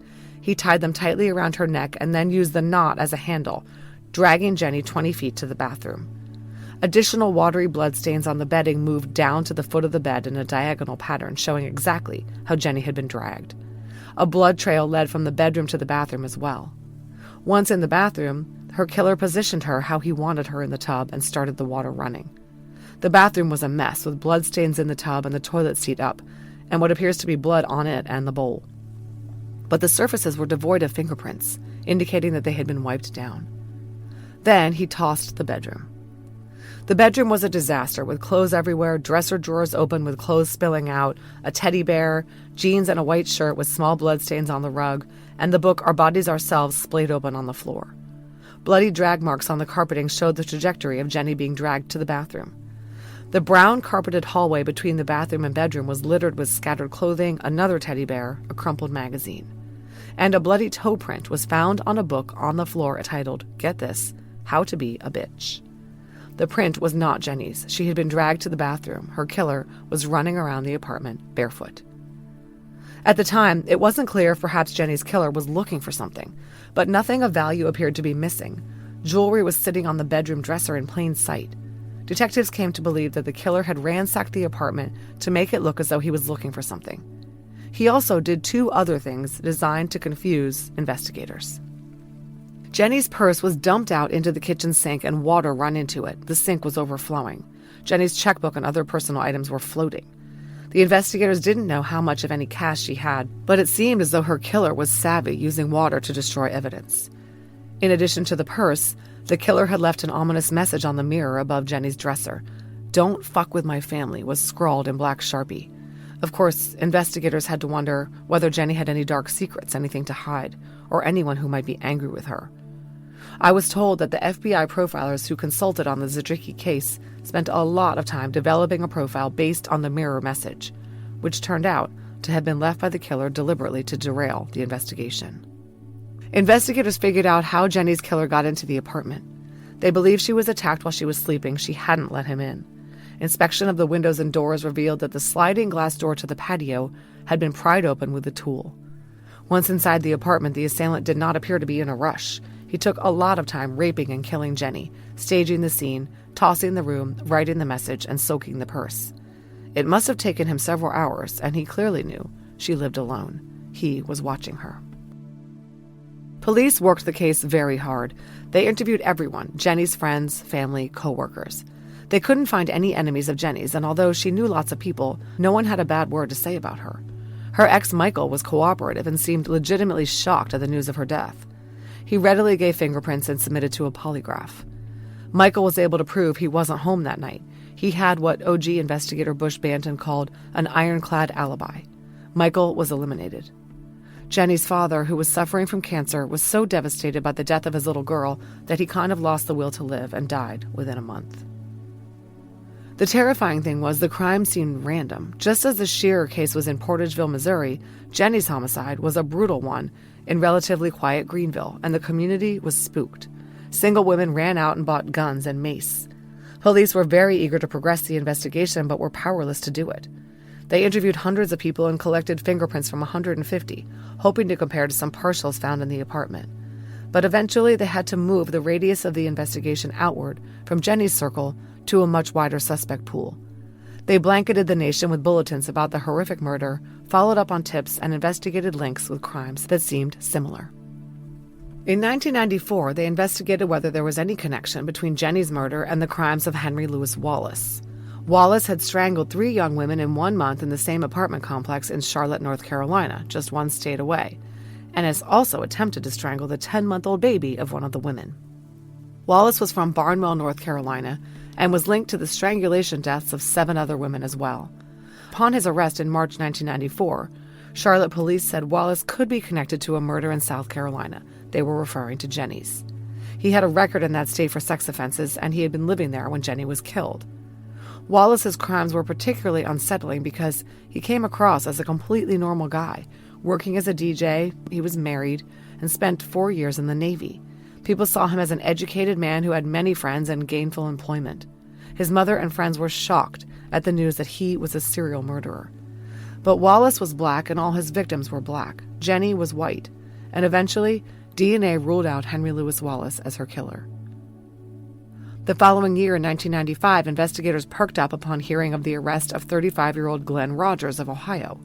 Rogers had met 34-year-old Linda Price in Jackson, Mississippi, and the two lived together for a few weeks before he sexually assaulted her, stabbed her to death, and left her body in the bathtub. Within 2 weeks of that murder, he met Tina Marie Cripps, a 34-year-old maid at a Florida Ramada Inn.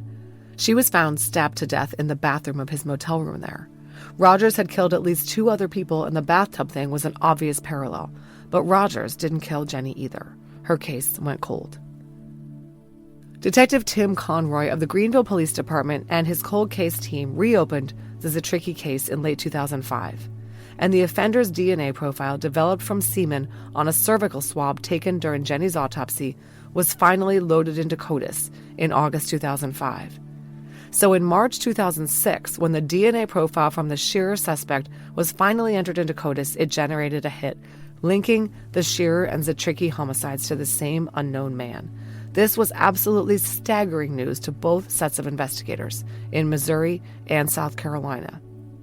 Everybody was looking for patterns, Bush Banton, the detective who led the Zitricki case in 1990, told the Greenville News. Well, now they had a pattern, albeit an indistinct one, since the crimes were dissimilar and geographically disparate. Even though they had 3 known crimes and his genetic profile, they were no closer to naming this unknown suspect. And that's because Jenny's murder, like that of Megan and Sherri Scherer, was committed by an itinerant killer who had 0 connections to their towns or to the victims themselves, who wore disguises, came prepared, and was careful not to leave any fingerprints behind. I bet you've probably been to the doctor's office in the past few months. I bet you had to hand over personal info, like your insurance, your ID, maybe even your social security number. And I bet you weren't thinking about how your doctor is just one of many places that has your personal information. If any one of them isn't careful, it's a good bet they could accidentally expose your details to hackers and identity theft, putting you at risk. Fortunately, LifeLock monitors hundreds of millions of data points a second for threats to your identity. If your identity is stolen, a LifeLock US-based restoration specialist will fix it, guaranteed or your money back, with plans covering up to $3 million for stolen funds and expenses. Don't take chances with your personal info. Help protect it even when it's out of your hands. Save up to 40% your first year with promo code iHeart. Call 1-800-LifeLock and use promo code iHeart, or go to lifelock.com/iHeart for 40% off. Terms apply. Mint is still $15 a month for premium wireless. And if you haven't made the switch yet, here are 15 reasons why you should. 1, it's $15 a month. 2, seriously, it's $15 a month. 3, no big contracts. 4, I use it. 5, my mom uses it. Are you playing me off? That's what's happening, right? Okay, give it a try at mintmobile.com/switch. Upfront payment of $45 for 3-month plan, $15 per month equivalent required. New customer offer first 3 months only. Then full price plan options available. Taxes and fees extra. See mintmobile.com.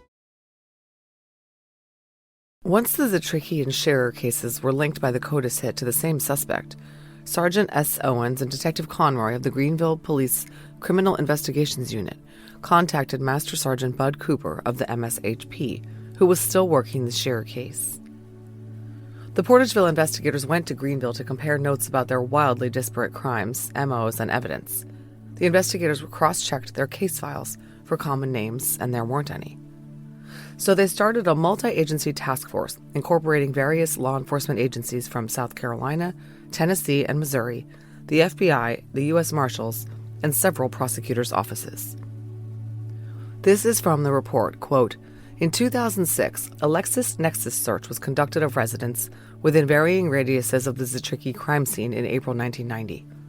A second LexisNexis search was conducted of residents falling within various radiuses of a midpoint between the Scherer crime scene and the Dyersburg crime scene.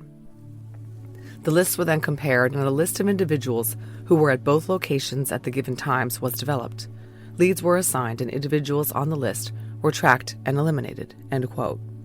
So if you're getting all this, they ran a geographic dragnet to find men who had any kind of nexus to locations within a certain radius around each of Portageville and Greenville at the right times.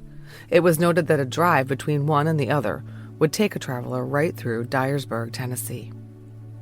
Believe it or not, there were quite a few men who fell into this category, people who had geographical connections to both regions at the time of the murders. They actually found one guy who lived in Jenny's apartment complex at the time of her murder and also lived right near the Scherer crime scene in 1998. That turned out to be just a coincidence. But there were plenty of other men with connections to both places, and checking into them kept the task force busy. The investigators tracked down all these people and interviewed them and checked what vehicles they had registered them. They even got voluntary DNA swabs from the vast majority of them. I want to commend these civilians for their willingness to help out with the law enforcement investigation. These men, who had no connection to the situation other than that they happened to have lived in the two states involved at the right times, were completely willing to offer up their DNA on good faith. It kept the Missouri State Highway Patrol Crime Lab busy. DNA analyst Ruth Montgomery said she tested over 100 swabs at this time. None of them matched. As this investigative angle was being pursued, in 2008, other investigators generated a list of all white male residents at the Hidden Lakes apartment complex in 1990. And they re-interviewed some of the men listed in the original case file. One, for example, who was named several times in Jenny Zitricki's diary. He gave a buccal swab, which cleared him. They also talked to the man whose apartment Jenny had visited the night before she was killed, and obtained buccal swabs from both him and his son, who was Jenny's age. Not them either. Throughout 2008, comparison tests were run again and again against the DNA from the Zitricki and Scherer murders, and they never got a match. In 2009, the cases were once again featured on America's Most Wanted. During this time period, 2006 to 2009, over 1,200 leads were investigated. They just came up empty time and again. This is an excerpt from a 2008 Sykeston, Missouri Standard Democrat article about the now decade-old Scherer case. Quote, "Fast forward 10 years. Terry Stevens, now sheriff, is still haunted by the case. It remains a priority for his department, and one of two he has his hat set on solving before ending his career. He said, quote, "There's no way I can give you a number of how many man-hours have been spent on this case. It's the most extensive possibly in the history of the department. In our vernacular, it will never be a cold case," end quote. Starting in 2001, the law enforcement agencies working the cases coordinated with the FBI's VICAP program to issue a VICAP alert about the unsolved cases. The alert included the sketch of the offender compiled with information from Stephanie, the Dyersburg shooting victim. The alert was posted on the FBI's website on July 27, 2012. Searches of the VICAP database also yielded some similar cases that the investigators looked into. It was a good idea and generated promising leads from law enforcement agencies across the midsection of the U.S., but they went nowhere. By 2017, the cases had gone quiet for some time, but behind the scenes, the agencies continued to work. Tony Scherer gave an interview to KFVS12 saying he hadn't given up hope. Tony still lived in the same house where Sherri and Megan had been killed. He told the news outlet that he had chosen to stay there out of stubbornness. He said, "Not gonna run me out of our home." Stephen, too, stayed farming the land for a living. Neither of them spoke to the media much, but they remained quietly optimistic. Then, suddenly, on May 3rd, 2017, there was another case. The Memphis, Tennessee Police Department had uploaded an unknown offender's DNA sample to CODIS, and it hit to the Zitricki and Scherer suspect. The same guy had committed those horrific murders and the rape of a juvenile in Memphis in 1997. Let's talk about that case. On March 11, 1997, the survivor, a 14-year-old girl with the initials LAM, was visiting the home of Laura P., age 47, and Laura's 17-year-old daughter, Natalie. The house was located in the 4900 block of Byron Road in Burr Clare. Laura, Natalie, and LAM had been babysitting the infant daughter of Mandy C., age 21, who had to go to a funeral that day. Mandy had just gotten back, and the five were in Laura's house when around 1 p.m. a man knocked on the door. Mandy opened it, and the man said he was searching the neighborhood for his wife's missing purse, which had been left on the roof of their car at the nearby Kmart. Mandy said they hadn't seen any purse, but she would get a piece of paper and a pen to write down his number in case they found it. As she attempted to close the door, the man pulled a revolver and pushed his way inside. He told them he had done something bad, and the police were looking for him. He had lost pursuing officers 2 blocks away and needed a place to calm down, he said. He said he didn't want to hurt anybody, he just needed to hide out for a half hour or so. That was all a lie, a ruse designed to calm the women down and make them think he would be leaving soon. Once inside the house, the man told the women to put the baby in the playpen and sit on the couch. While he was distracted, Mandy carefully removed the pin on her collar that indicated she was married to a police officer. She was afraid of what he might do if he saw that. The man paced in front of the TV, seemingly stressed out. Laura offered to put him in her trunk and drive him anywhere he wanted to go, if he would just not harm the girls. He ignored her. He made them all lie down on the living room floor, face down in a row, and lying very close together. He told them not to look at him. He put on a pair of yellow Rubbermaid-style dishwashing gloves, which he pulled from his back pocket, and taped their wrists behind their backs and bound their feet with duct tape, which he carried in his jacket pocket. But Laura couldn't lie on her stomach because, as she said, she was larger and couldn't breathe, so he let her sit up and tied her ankles with a phone cord he'd cut. He made sure to disconnect all the phones in the residence. Then he went and got some socks from the bedroom, but apparently decided not to gag the women. He asked them if anyone else would be coming home, and they said no. He said if someone did, he would kill them. Then he asked the women their ages and told them all to show him their butts. It's been a long time since I've seen a good ass, he said. After seeing them, he cut the clothing off LAM with his pocket knife. He then sexually assaulted her. She begged him not to, but he ignored her. He unzipped his pants and tried to penetrate her, but kept muttering that he couldn't get it up. He told her he was going to put it in her mouth and she better not bite him. He made her move her head up and down on his penis, but he still couldn't get an erection. He tried to penetrate her again and got mad and said, "I can't get it up, I can't come, just forget it." He was on his knees breathing hard, according to Natalie, who lay right next to LAM, and she felt some liquid splash on her legs.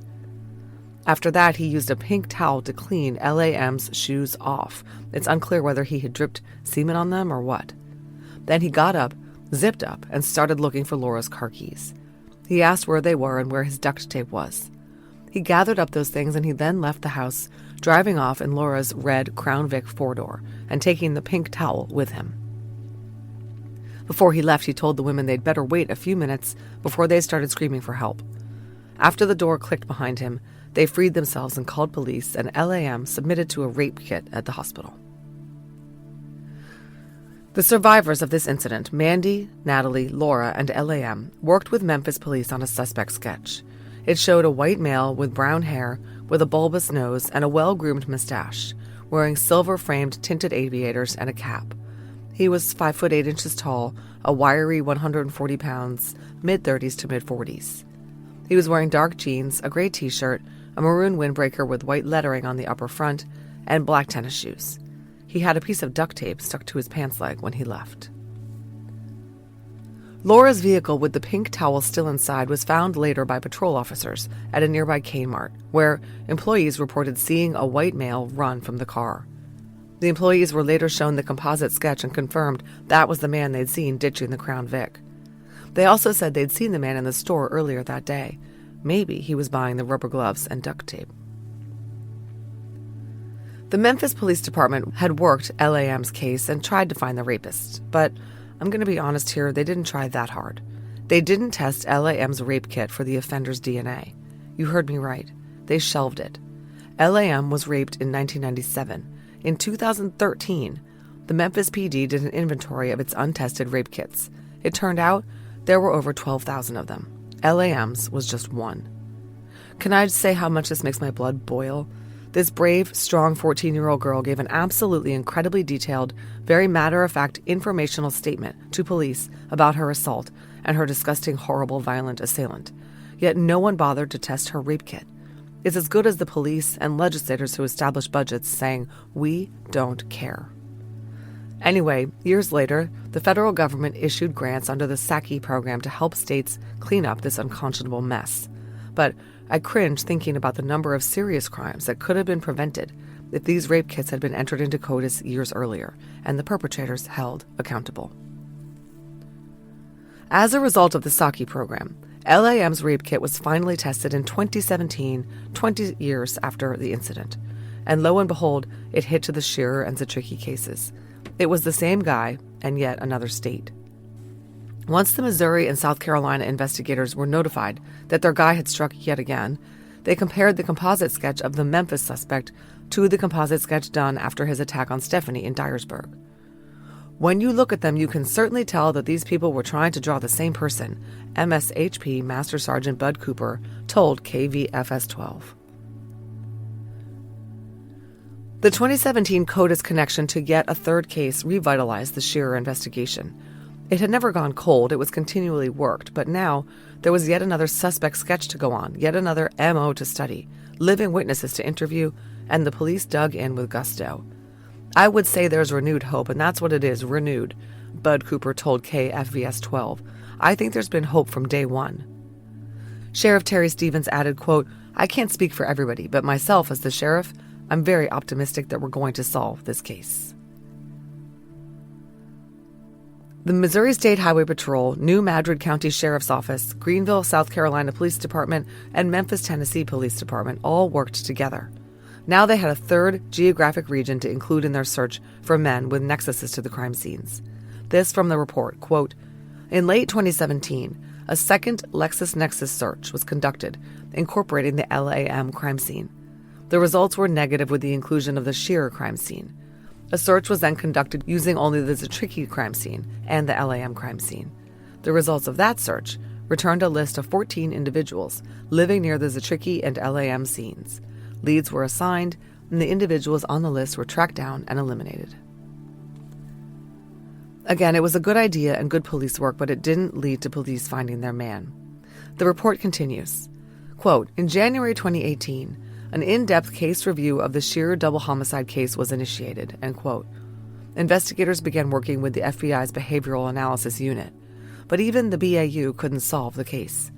It was going to take the advent of forensic genealogy to do that, and the timing was perfect. In April 2018, the Golden State Killer was identified in California, and forensic genealogy took the law enforcement world by storm. I bet you've probably been to the doctor's office in the past few months. I bet you had to hand over personal info, like your insurance, your ID, maybe even your social security number. And I bet you weren't thinking about how your doctor is just one of many places that has your personal information. If any one of them isn't careful, it's a good bet they could accidentally expose your details to hackers and identity theft, putting you at risk. Fortunately, LifeLock monitors hundreds of millions of data points a second for threats to your identity.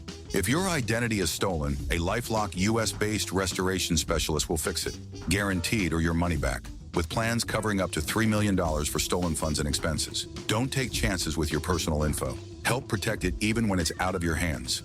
Save up to 40% your first year with promo code iHeart. Call 1-800-LifeLock and use promo code iHeart, or go to lifelock.com/iHeart for 40% off. Terms apply. Mint is still $15 a month for premium wireless. And if you haven't made the switch yet, here are 15 reasons why you should. 1, it's $15 a month. 2, seriously, it's $15 a month. 3, no big contracts. 4, I use it. 5, my mom uses it. Are you playing me off? That's what's happening, right? Okay, give it a try at mintmobile.com/switch. Upfront payment of $45 for 3-month plan, $15 per month equivalent required. New customer offer first 3 months only. Then full price plan options available. Taxes and fees extra. See mintmobile.com. Detective Stephen Shepard of the Memphis Police Department's DNA unit was charged with trying to solve open sexual assault cases from 1976 to 2013. the year the department pushed to test all the untested rape kits and evidence.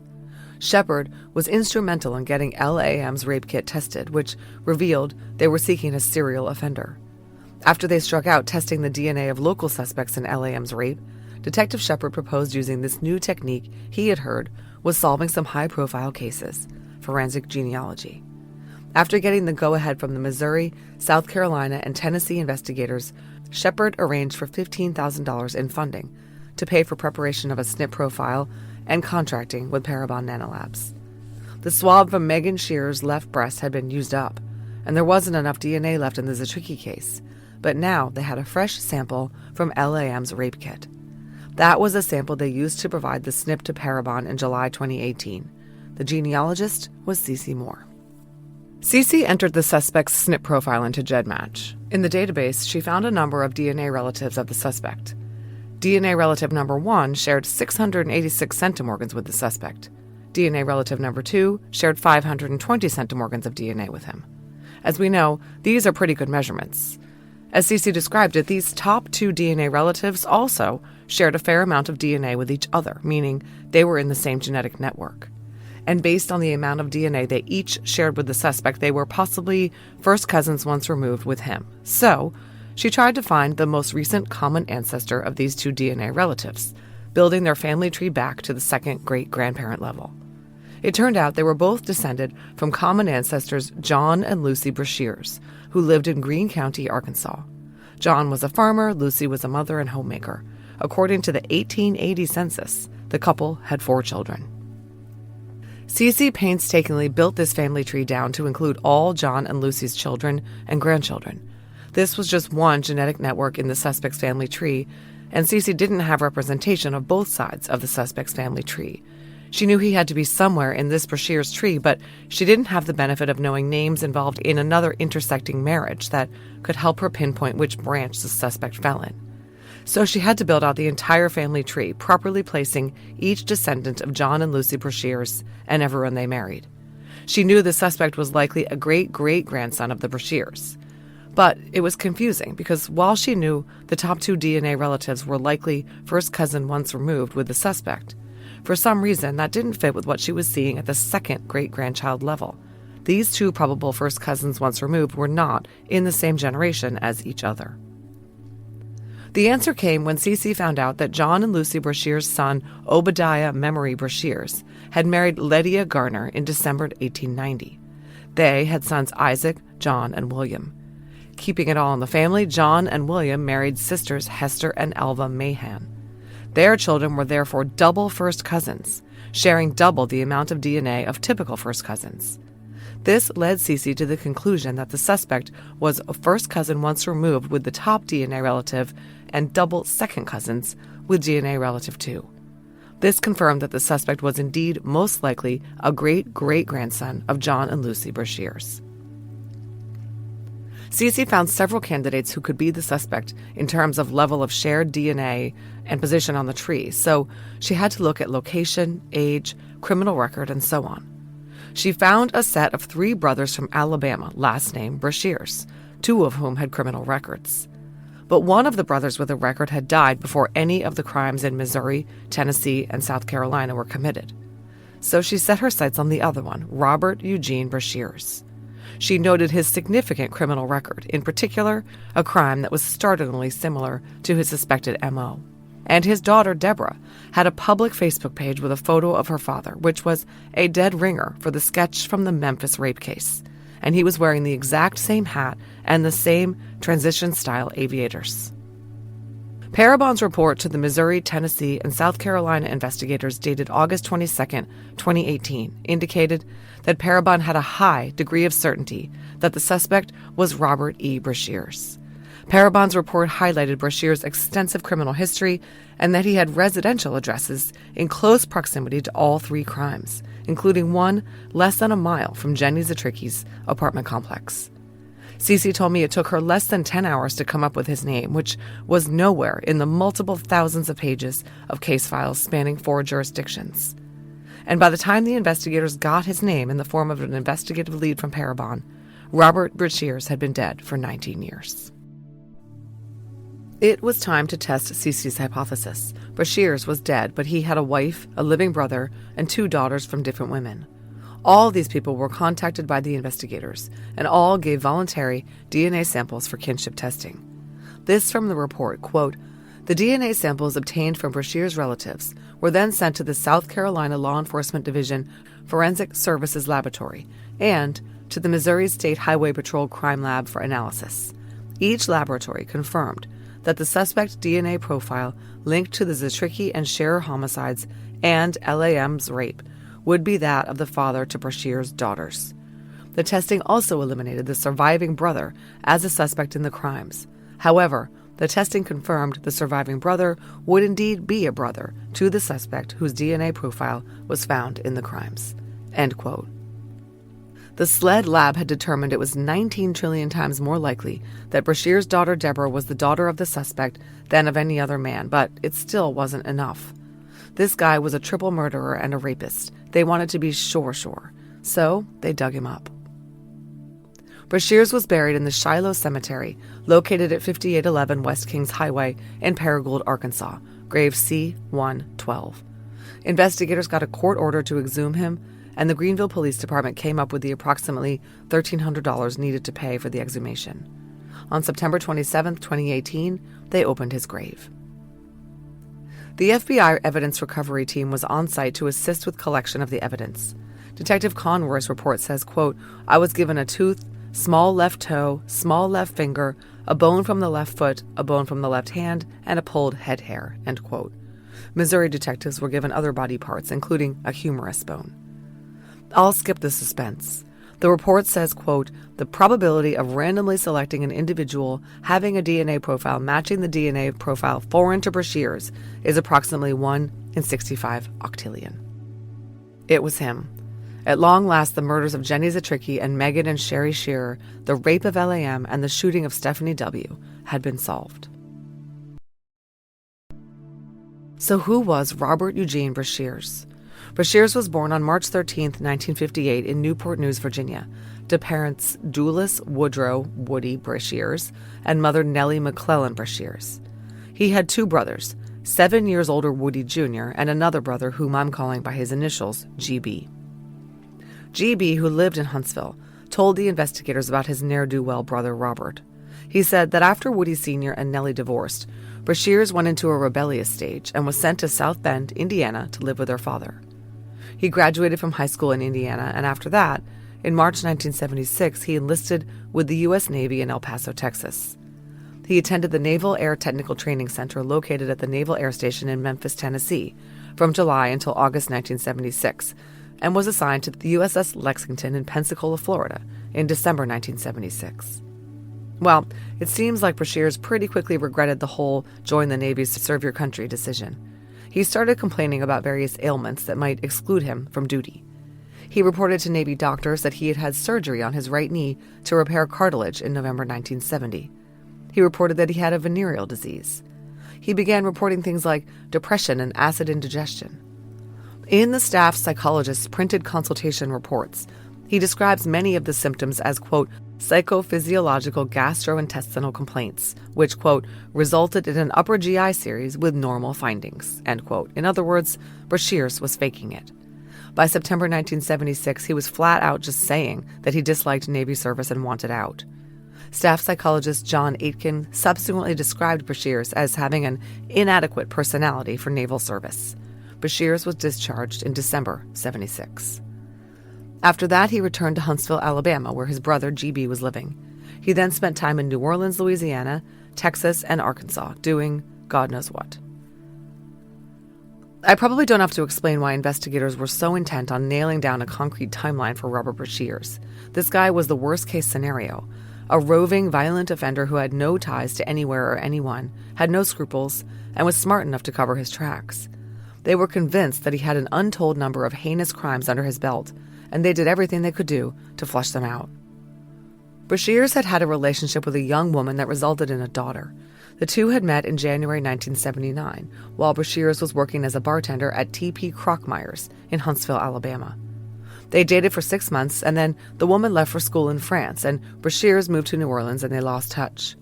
He wrote her a letter from prison in Florida in the mid-1980s, and then once he was out in 1989, he asked to take their daughter on a trip, and she said no. Smart lady. Brashears' mother Nellie died in 1980 in Newport News, Virginia, at only 50 years of age. Brashears attended her funeral there. Brashears was married only once that we know of. The investigators extensively interviewed his wife, Rose Marie. She told them the two met in March 1989 while she was working as a waitress at Shoney's in Huntsville, Alabama. Oddly, Brashears shared the same middle name as her father, Eugene. The two started dating and were an on-again, off-again couple for the next 10 years. Rose Marie was aware that right before they met, Brashears had been released from a prison in Florida, where he'd been incarcerated for shooting a woman in the head. Rose Marie's family knew about Brashears' violent past, and she said her family despised him. Nonetheless, the two were together on and off for years, as Brashears was in and out of prison and constantly on the move. They had their daughter Deborah in 1991, but she was born after Rose Marie had caught Brashears cheating, and he was living in Georgia while she and the baby were in Alabama. It's unclear how the next few years unfolded. Police notes indicate that when they interviewed Rose Marie, she was very fuzzy on the details, was unhelpful and recalcitrant, and was visibly intoxicated. Rose Marie described a physical fight she once had with Brashears that resulted in him being arrested. They argued and she hit him on the head with a drill. The police were called and Brashears, who was wanted on federal weapons charges, was arrested and sent to prison. It's unclear whether this story was true, but he definitely did spend some time in federal prison while the two were an item. Rose Marie said they stayed in touch by writing thousands of letters back and forth. When he was released in 1997, Brashears moved in with Rose Marie, their daughter Deborah, and Rose Marie's older twin girls in Paragould, Arkansas. Rose Marie said that during this time in the late 90s, Brashears was working as a carpenter with his own business and a custom-made van to hold all his tools. He would disappear for days at a time, presumably on work trips. This from the police report, quote, Rose Marie attempted to portray Brashears as a good man until he began doing drugs in Paragould, end quote. On one of these supposed work trips at the end of March 1998, he killed Megan and Sherri. Paragould is just 64 miles from Portageville. Just 2 weeks later, on April 12, 1998, Brashears was arrested after an attempted burglary. After this incident, he and Rose Marie abruptly got married on April 20th. She said later, because he did not want her to be forced to testify against him. Okay, let's talk about Brashears' criminal history and timeline. His multiple arrests were for charges of attempted murder, burglary, impersonating a police officer, and unlawful possession of a weapon. He also told Rose Marie of several robberies, and he told his earlier girlfriend, the one who had moved to France, that he and his brother had once kidnapped a person and stole their van. Brashears had reportedly idolized his older brother, Woody Brashears Jr., 7 years his senior, the one he claimed was his accomplice in a kidnapping. In 1979, Woody Jr. and his buddy David Ledbetter had committed an armed robbery at Sandy's used car dealership in Decatur, Alabama, that had turned deadly. The two of them held up the used car lot clerk at gunpoint, tied him up, got $200 in cash, and stole a Datsun 280Z, a sweet sports car from the 70s era that probably had shades on the back window and Playboy Bunny mudguards. The two sped off, one of them driving the stolen car and the other in their own car. But because these guys were idiots, the police were quickly on their tail. When they stopped for gas at the Bedingfield General Merchandise store in Mooresville, Alabama, State Trooper David Temple approached the Z. The driver, Woody Brashears, shot Temple twice with his pistol. As the wounded trooper tried to get up, Brashears got out of his car and executed the trooper on the ground. The two men then sped away, but other troopers and officers were in pursuit, and Brashears soon wrecked the Z in a soybean field in Madison, Alabama. Policemen surrounded him, and as Madison policeman Eliel Velez approached him, Brashears shot him. The wounded officer returned fire, hitting Woody Jr. in the chest and killing him. That was it for him, and police were very surprised to learn that he had worked for the Huntsville PD as a fingerprint technician 6 years earlier. He probably imparted all he knew about fingerprint identification to his younger brother Robert, who wore gloves when he committed his crimes. By the way, Officer Velez survived. Robert Brashears was 27 when he committed his first known violent crime. As I mentioned, he told his girlfriend that he and his brother Woody Jr. had kidnapped someone, but that victim has never been linked to Brashears.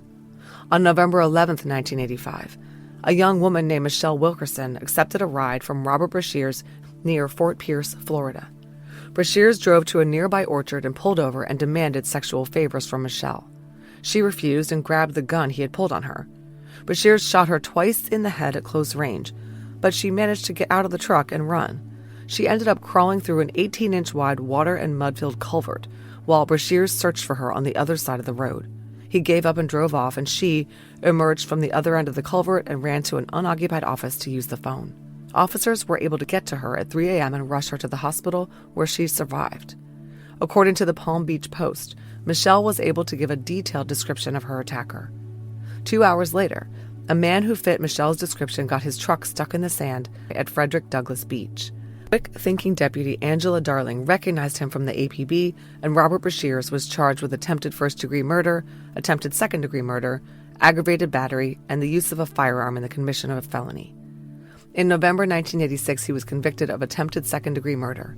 He started serving his 15-year sentence on December 19, 1986, and was released on May 4, 1989. Yep, that's 3.5 years, for kidnapping a woman, trying to rape her, and shooting her in the head. Just about a year later, in April 1990, he killed Jenny Zitricki. At that time, Brashers was living in Greenville at an apartment complex now called the Park at Benito, located at 25 Pelham Road. He worked for the complex as a maintenance man. This complex was quite near where Jenny Zitricki lived. Brashers was also issued a South Carolina driver's license, which I think was under his father, Woody Sr.'s name, so he was likely a South Carolina resident for at least a few months. At some point, he came across Jenny and must have decided to target her. In another interaction with law enforcement, police in Cobb County, Georgia arrested Brashers on February 18, 1992. Police saw a stolen truck in a motel parking lot, and Brashers was driving it under an assumed name on a Tennessee license. He had asked the motel clerk to give him a room in the rear of the building because he didn't want his ex-wife to find his vehicle, he said. But that was a lie. It's because the truck was hot and he didn't want the cops to see it.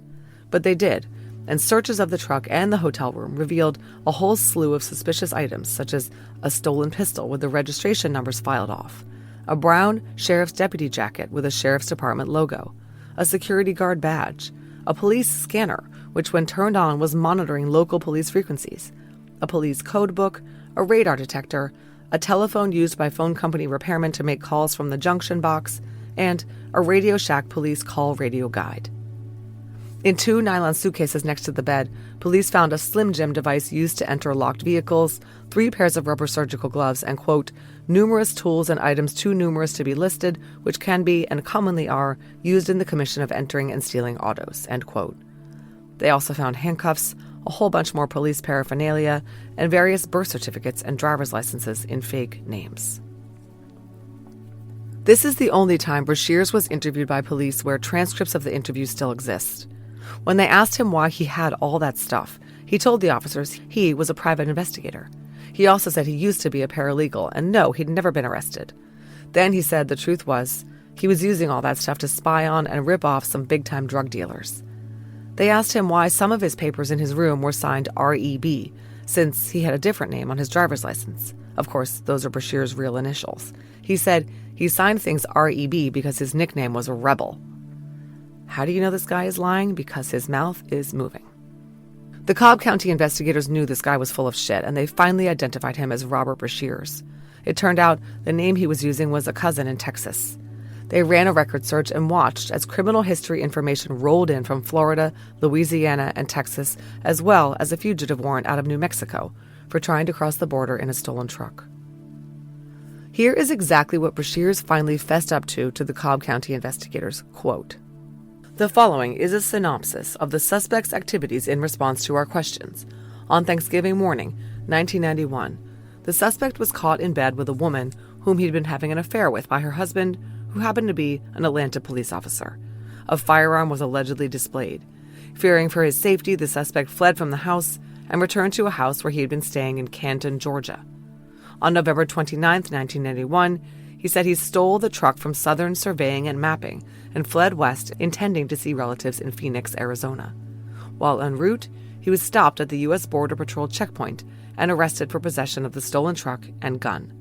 After his bond was posted in New Mexico by relatives, he fled the area fearing a long jail term because of his prior record, which included a conviction for attempted homicide in Florida. He took a bus from Las Cruces, New Mexico to Brownsville, Texas, and a plane from there to Dallas, Texas. From Dallas, he took a bus to Tyler, Texas, where he stole the truck he had when he was arrested by us. From Tyler, he went to Huntsville, Alabama, where he visited with a daughter he has from a common-law marriage. From Huntsville, he came through the metro Atlanta area en route to North and South Carolina. In Charlotte, North Carolina, he stole the tag that was on the truck when he was arrested. He wound up in Gatlinburg, Tennessee, where he obtained the birth certificate in his cousin's name so he could develop a new identity. After having the document sent to him via FedEx, he applied for and received a Tennessee driver's license in the cousin's name. He spent time in the Chattanooga, Tennessee area looking for a bartending job and wound up back in Cobb, Marietta, just existing on doing odd jobs at different places." End quote. Okay, now you get why police had a hard time recreating Brashers' travels. This guy was all over the place, using fake names, stealing cars, and deliberately covering his tracks. He was essentially untraceable. Anyway, Brashers was sentenced to 5 years on the stolen vehicle and gun possession charges. He served his time and was released in February 1997. Within a month, in March 97, he committed the home invasion rape of the 14-year-old LAM, the one where he tied up the 4 women on the floor. Then he moved in with his on-again, off-again girlfriend Rose Marie in Paragould, Arkansas. Either he behaved himself for a while, or we just don't know about any more crimes in the next 12 months. But on April 12, 1998, Brashers was arrested in Paragould after a citizen called the police about a prowler. Here's an excerpt from the probable cause affidavit, dated April 13, 1998, quote, "On 12 April 1998 at approximately 4:30 a.m., officers were called to 715 West Main Street in reference to a man who appeared to be trying to get inside a neighbor's front door. Upon arrival, officers found the male subject squatted down beside the driver's side tire of the victim's vehicle. The subject was intoxicated and arrested. The subject had wire cutters in his back pocket and was carrying a video camera in a duffel bag. The area around the vehicle was searched, and a loaded .22 caliber revolver and a pair of gloves were found behind the tire where the suspect was kneeling at the time of the arrest. It was later discovered the victim's phone lines had been cut." End quote. Brashers had tried to break into the home of a single woman for whom he had previously done some handyman work. He told Rose Marie later that this woman had spoken badly of him and he wanted to get even with her. But police think that was a lie he told Rose Marie to explain his behavior. They believe Brashers' intention was to rape and murder this woman, based on the tools, implements, and weapon he had with him when he cut the phone lines and tried to get into her house in the middle of the night. Brashers was charged with attempted residential burglary, felon in possession of a firearm, and criminal mischief. Despite all that, he was released on a $5,000 bond. He would never see the inside of a prison again.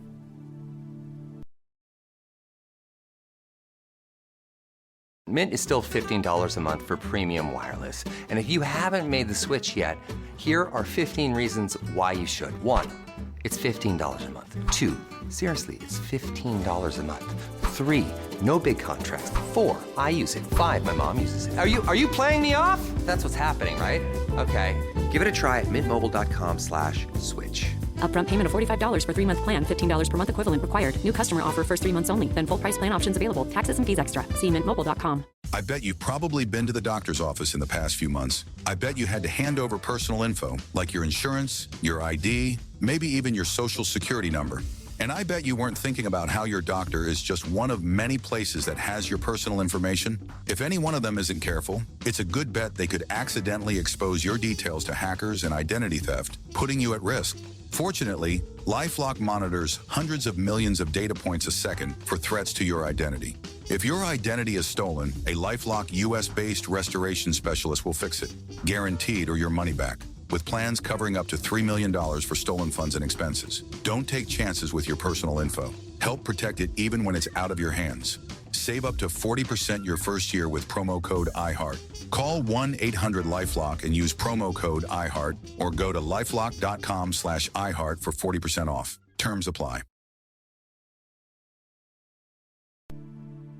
Now, in August 2018, Missouri State Patrol Corporal N.H. McDaniel spoke to officers at the Paragould Police Department about the April 1998 arrest of Robert Brashers. McDaniel knew that just 2 weeks before this arrest, Brashers had killed Megan and Sherri Scherer, so he was very interested in what the police file said about this arrest. But the file was gone. There were no more records other than the PC affidavit I just read from. McDaniel did speak with Paragould Chief of Police Todd Stovall and Captain Brendan Baldridge, both of whom were involved in the arrest of Robert Brashers back in April of 1998. Captain Baldridge said, quote, he remembered searching Brashers and located a tub of cream in his front pocket. He remembered asking Brashers about the cream. Brashers told him it was for venereal warts, end quote. Back to the 1998 timeframe. On April 20th, Brashers and Rosemarie got married, so she could not be required to bear witness against him in court, and then he went on the run. The family didn't hear from him again until the winter of 1999. On January 13th, Brashers contacted Rosemarie at her home in Paragould and asked her to come with the girls to Kennett, Missouri. He had obtained a hotel room at the Super 8 Motel at 1801 First Street under the name of Mitch Something, a former cellmate. She went to the hotel and Brashers had a nice reunion with his family, but it very quickly turned bad. When Rosemarie got to the Super 8, she learned that Brashers had robbed a Radio Shack and a Shoney's in Tennessee. He had worn a blonde wig, a regular MO of his when he committed his crimes, and he thought it was funny that he had said to the Shoney's register lady, "Coffee to stay and money to go." Rosemarie also knew that Brashers had stolen a Dodge Aries. It was parked outside the motel where he hoped police would not see it, but they did. Here's an excerpt of a report by Kennett Police Officer John Beaton. Quote, on January 12, 1999, at 23:32 hours, this officer, John Beaton, ran a check on a suspicious vehicle that was parked at the Super 8 Motel. The vehicle was described as a gray Dodge Aries four-door with Indiana plates 480-9038. The vehicle's trunk lock was missing, and the back driver's side window was missing. Communications Officer Lieutenant Mark Goddard advised me that the license plate on the vehicle was stolen. At that time, Officer Trowbridge and Corporal Gordon Crawford arrived on the scene. Officer did a check of the vehicle's content. Officer Trowbridge found information regarding the owner of the vehicle. Myself and Officer Trowbridge contacted the employee of the motel and requested a check of the occupants occupying the rooms. We then found that the owner of the vehicle was located in room 323. So looking inside the stolen car, the police officers saw things that belonged to kids. So they went to the front desk clerk and asked who in the motel had kids in the room. The clerk said Mitch in room 323 does. The cops knocked on the door. Rosemarie answered it, and the police report says she was visibly drunk. In the room with her were 3 little girls. Police quickly searched the room, finding a 9mm automatic pistol, several ID cards, a police scanner, and a handful of bullets. This from the report filed by Officer Tim Trowbridge of the Kennett PD. Quote, the woman stated that the car was hers, however, she did not know anything about the plates. I then asked her about the man to whom the room was registered to, which she stated that he had been gone for about 3 hours. She then gave verbal permission to search the room. Just as an aside here, the 3 little girls in the room were asleep at this time. Back to the report. While searching the room, I noticed that someone was hiding under the bed. Myself and Corporal Crawford repeatedly ordered the suspect to come out from under the bed and show his hands. After a few minutes, I drew a firearm and covered Crawford as he pulled the mattress from the bed. When pulled back, we revealed the suspect who had a small, semi-automatic pistol pointed at his head. End quote. Brashers was hiding under the bed, and rather than come out with his hands up, he was holding himself hostage. Rosemarie and Deborah, his 7-year-old daughter, later said that he said multiple times when the cops knocked on the door, "I'm not going back to prison." Brashers no doubt believed the police had caught up with him for his horrific crimes in Memphis, Portageville, Dyersburg, and Greenville. But they hadn't. They were literally just looking for whoever stole that Dodge Aries. They had no idea who he was. But Brashers jumped the gun and he ended up paying for it. So bear in mind what's happening here. You have a small hotel room, a typical Super 8 room, with Brashers, Rosemarie, and 3 kids. Brashers is under the bed and the cops are searching the room. They see Brashers and that he has a gun. One of the officers in the room quickly radioed for backup, while another dealt with Rosemarie. Officer Trowbridge started ordering Brashers out from under the bed, pointing his service weapon at him. At this, Rosemarie attacked Deputy Mark Dennis. She tried to punch and kick him, nailing him in the groin. As the report says, she became very loud and combative. Officer Beaton assisted in placing her in cuffs, and she continued to scream and swear at Officer Dennis. She and the kids were then escorted out of the hotel room and placed in the hallway. This commotion must have been scary for the other motel guests at 12:30 in the morning. I didn't see anything about the police vacating the hotel. Officer Steve Williams' report says, quote, I entered the room 323 and I saw a white male sitting on the floor on the west side of the room, holding an automatic pistol against the right side of his head. Also in the room were officers Crawford, Beaton, and Trowbridge, and Craig Crow. I ordered the man to place the weapon on the floor. However, he refused and told me he wanted us to get out of the room because he wanted to call his attorney.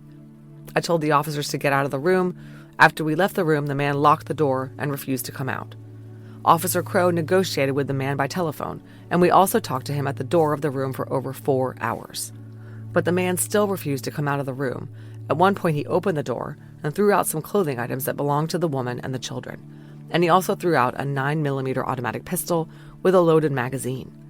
He also threw out 7 .380 caliber bullets, but refused to throw out the pistol he had been holding against his head." End quote. Meanwhile, Rosemarie had been taken down to the Kennett PD station and questioned. I'm not sure whether she revealed his real name or whether the police figured it out, but a computer check of the name Robert Eugene Brashers revealed all his outstanding warrants, of which there were several, including a weapons offense warrant from the U.S. Marshal's Office and a failure to appear for the burglary arrest in Paragould. Resuming the police report, Dunklin County Sheriff Bob Holder and Sergeant Dennis Rainey of the Missouri State Highway Patrol arrived on the scene to assist in the incident, and we continued to negotiate with Brashers. However, he refused to come out of the room. At approximately 4:30 a.m., Wednesday, January 13, 1999, a shot was heard from inside the room. A tear gas canister was shot through the window of the room. However, he did not respond. So police raided the room and found Brashers lying on the floor on his back. The gun was in his right hand. He had a gunshot entry wound to the right temple and an exit wound on his left temple. Despite the through and through in his head, he was still breathing. EMS, who had been called to the scene earlier, then transported him to Twin Rivers Regional Medical Center. Police investigators collected the remaining evidence in the hotel room: a shell casing lying on the floor 4 inches from Brashers' head, the pistol, a black briefcase containing bullets, and a wig. They also noted a bullet hole in the wall where the bullet had gone through Brashers' head and had penetrated the sheetrock.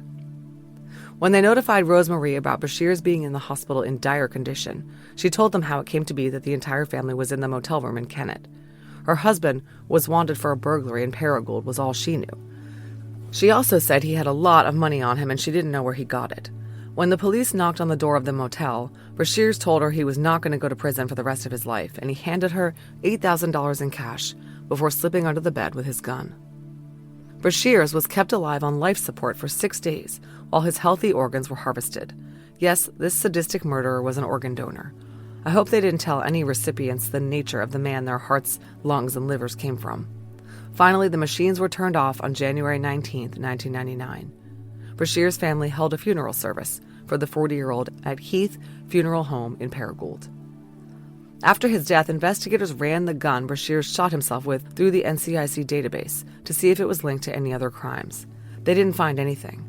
Robert Brashers went to his grave known only for the somewhat petty burglaries, auto thefts, and weapons charges he had racked up, and the one attempted murder in Florida. Little did they know how much worse crimes he was responsible for. Okay, now back to late 2018, when the investigators had exhumed Robert Brashers, tested his DNA, and conclusively linked him to the murders and rapes in 3 different states. The investigators went back to talk to Brashers' family members to try to get some more details on these crimes and determine if he was responsible for any more. Rosemarie was, as I have indicated, not super helpful to the police. She claimed not to remember much of anything. She alleged Brashers was gone quite often and she didn't know what he did while he was away. She denied any knowledge of him ever living in South Carolina. Quote, she acted as though she was very surprised he lived there, end quote. She also denied him telling her he ever killed anyone. Rosemarie said that after Brashers killed himself, she burned all his belongings. She was mad at him for committing suicide.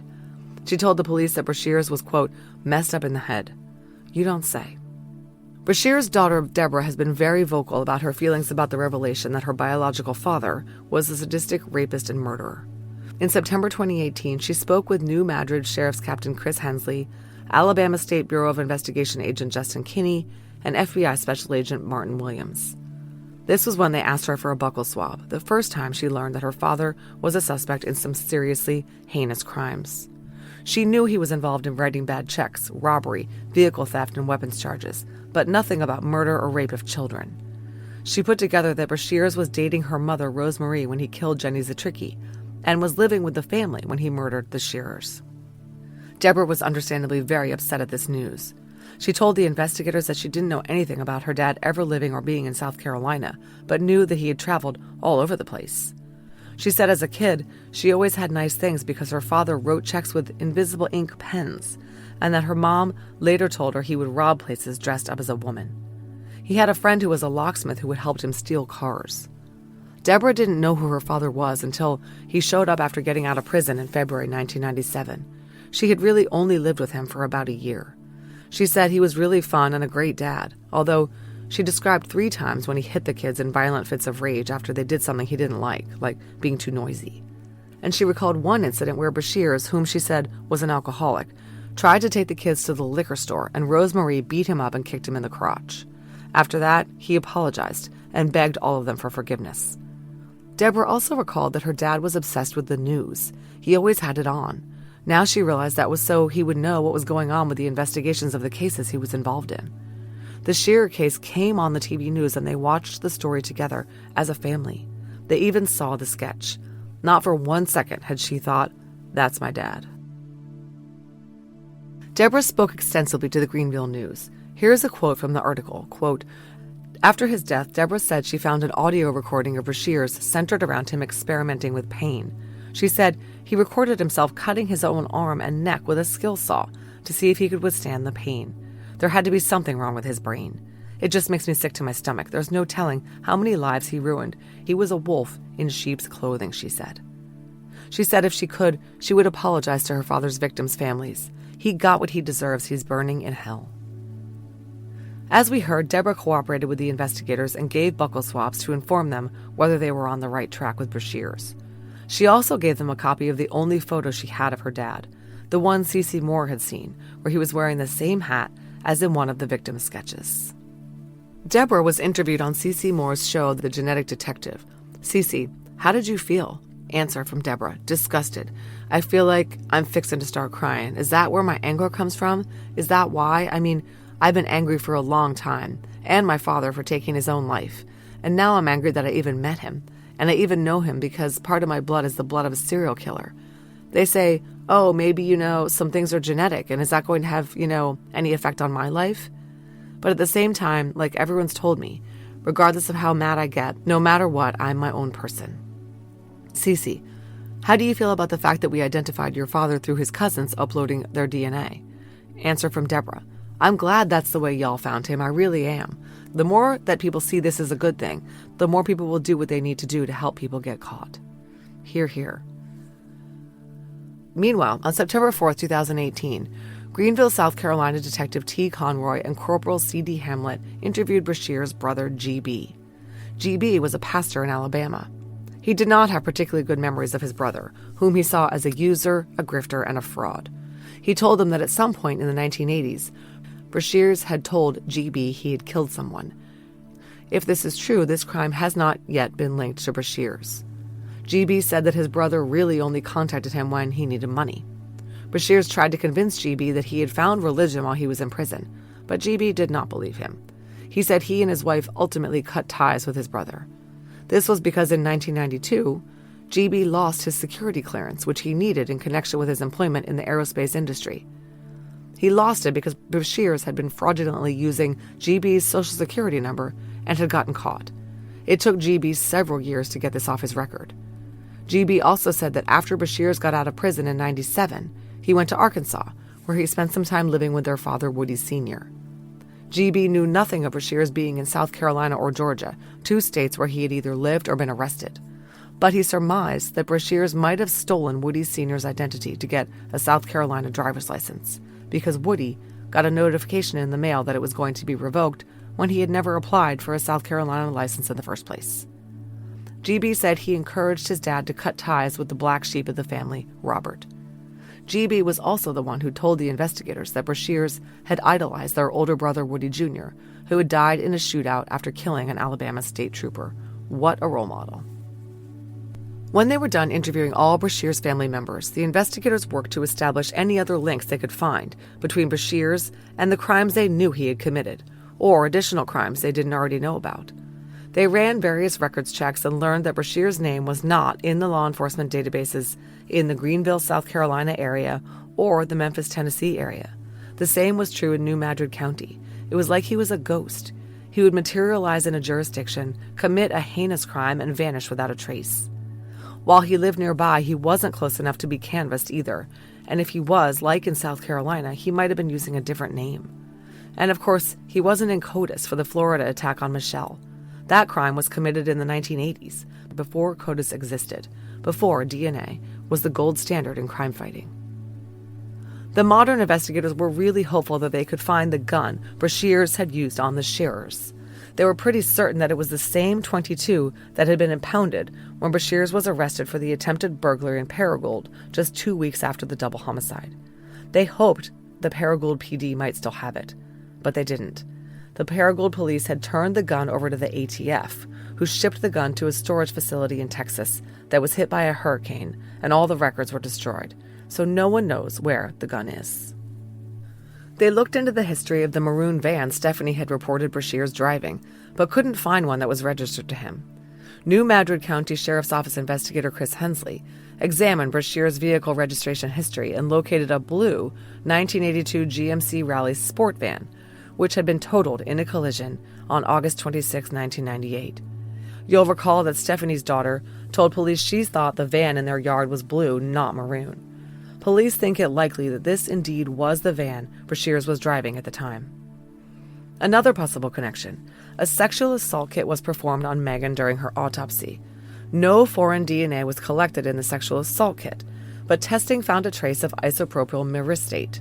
Remember what the modern investigators learned from the OG police who had arrested Brashers in April 1998 in Paragould, that during a search of his person, a tube of medication was located in his pocket.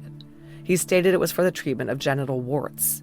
So the modern investigators researched whether isopropyl myristate had been used in medications in the treatment of genital warts in the mid-1990s.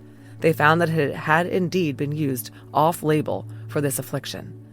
So even though they hadn't obtained biological evidence that Megan was sexually assaulted, they now had an indication that perhaps Brashers had tried and left evidence of his medicated cream behind.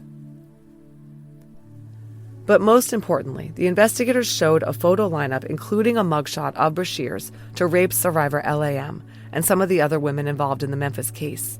Laura P. was sure it was him. LAM recognized his Facebook photo as well. The sketch they had prepared looked uncannily like him. Missouri investigators held a press conference on October 5, 2018, to announce the closure of one of the oldest and most notorious cases in state history. New Madrid County Sheriff Terry Stevens said that hundreds of investigators were involved in the Scherer case over the years. Quote, "No telling how many hours have been put into this investigation. I have no doubt in my mind that this is the most heavily investigated case this county has ever seen. Make no mistake about this gentleman. He is a serial rapist and a serial killer." End quote. The only issue I take with that statement is the use of the word gentleman.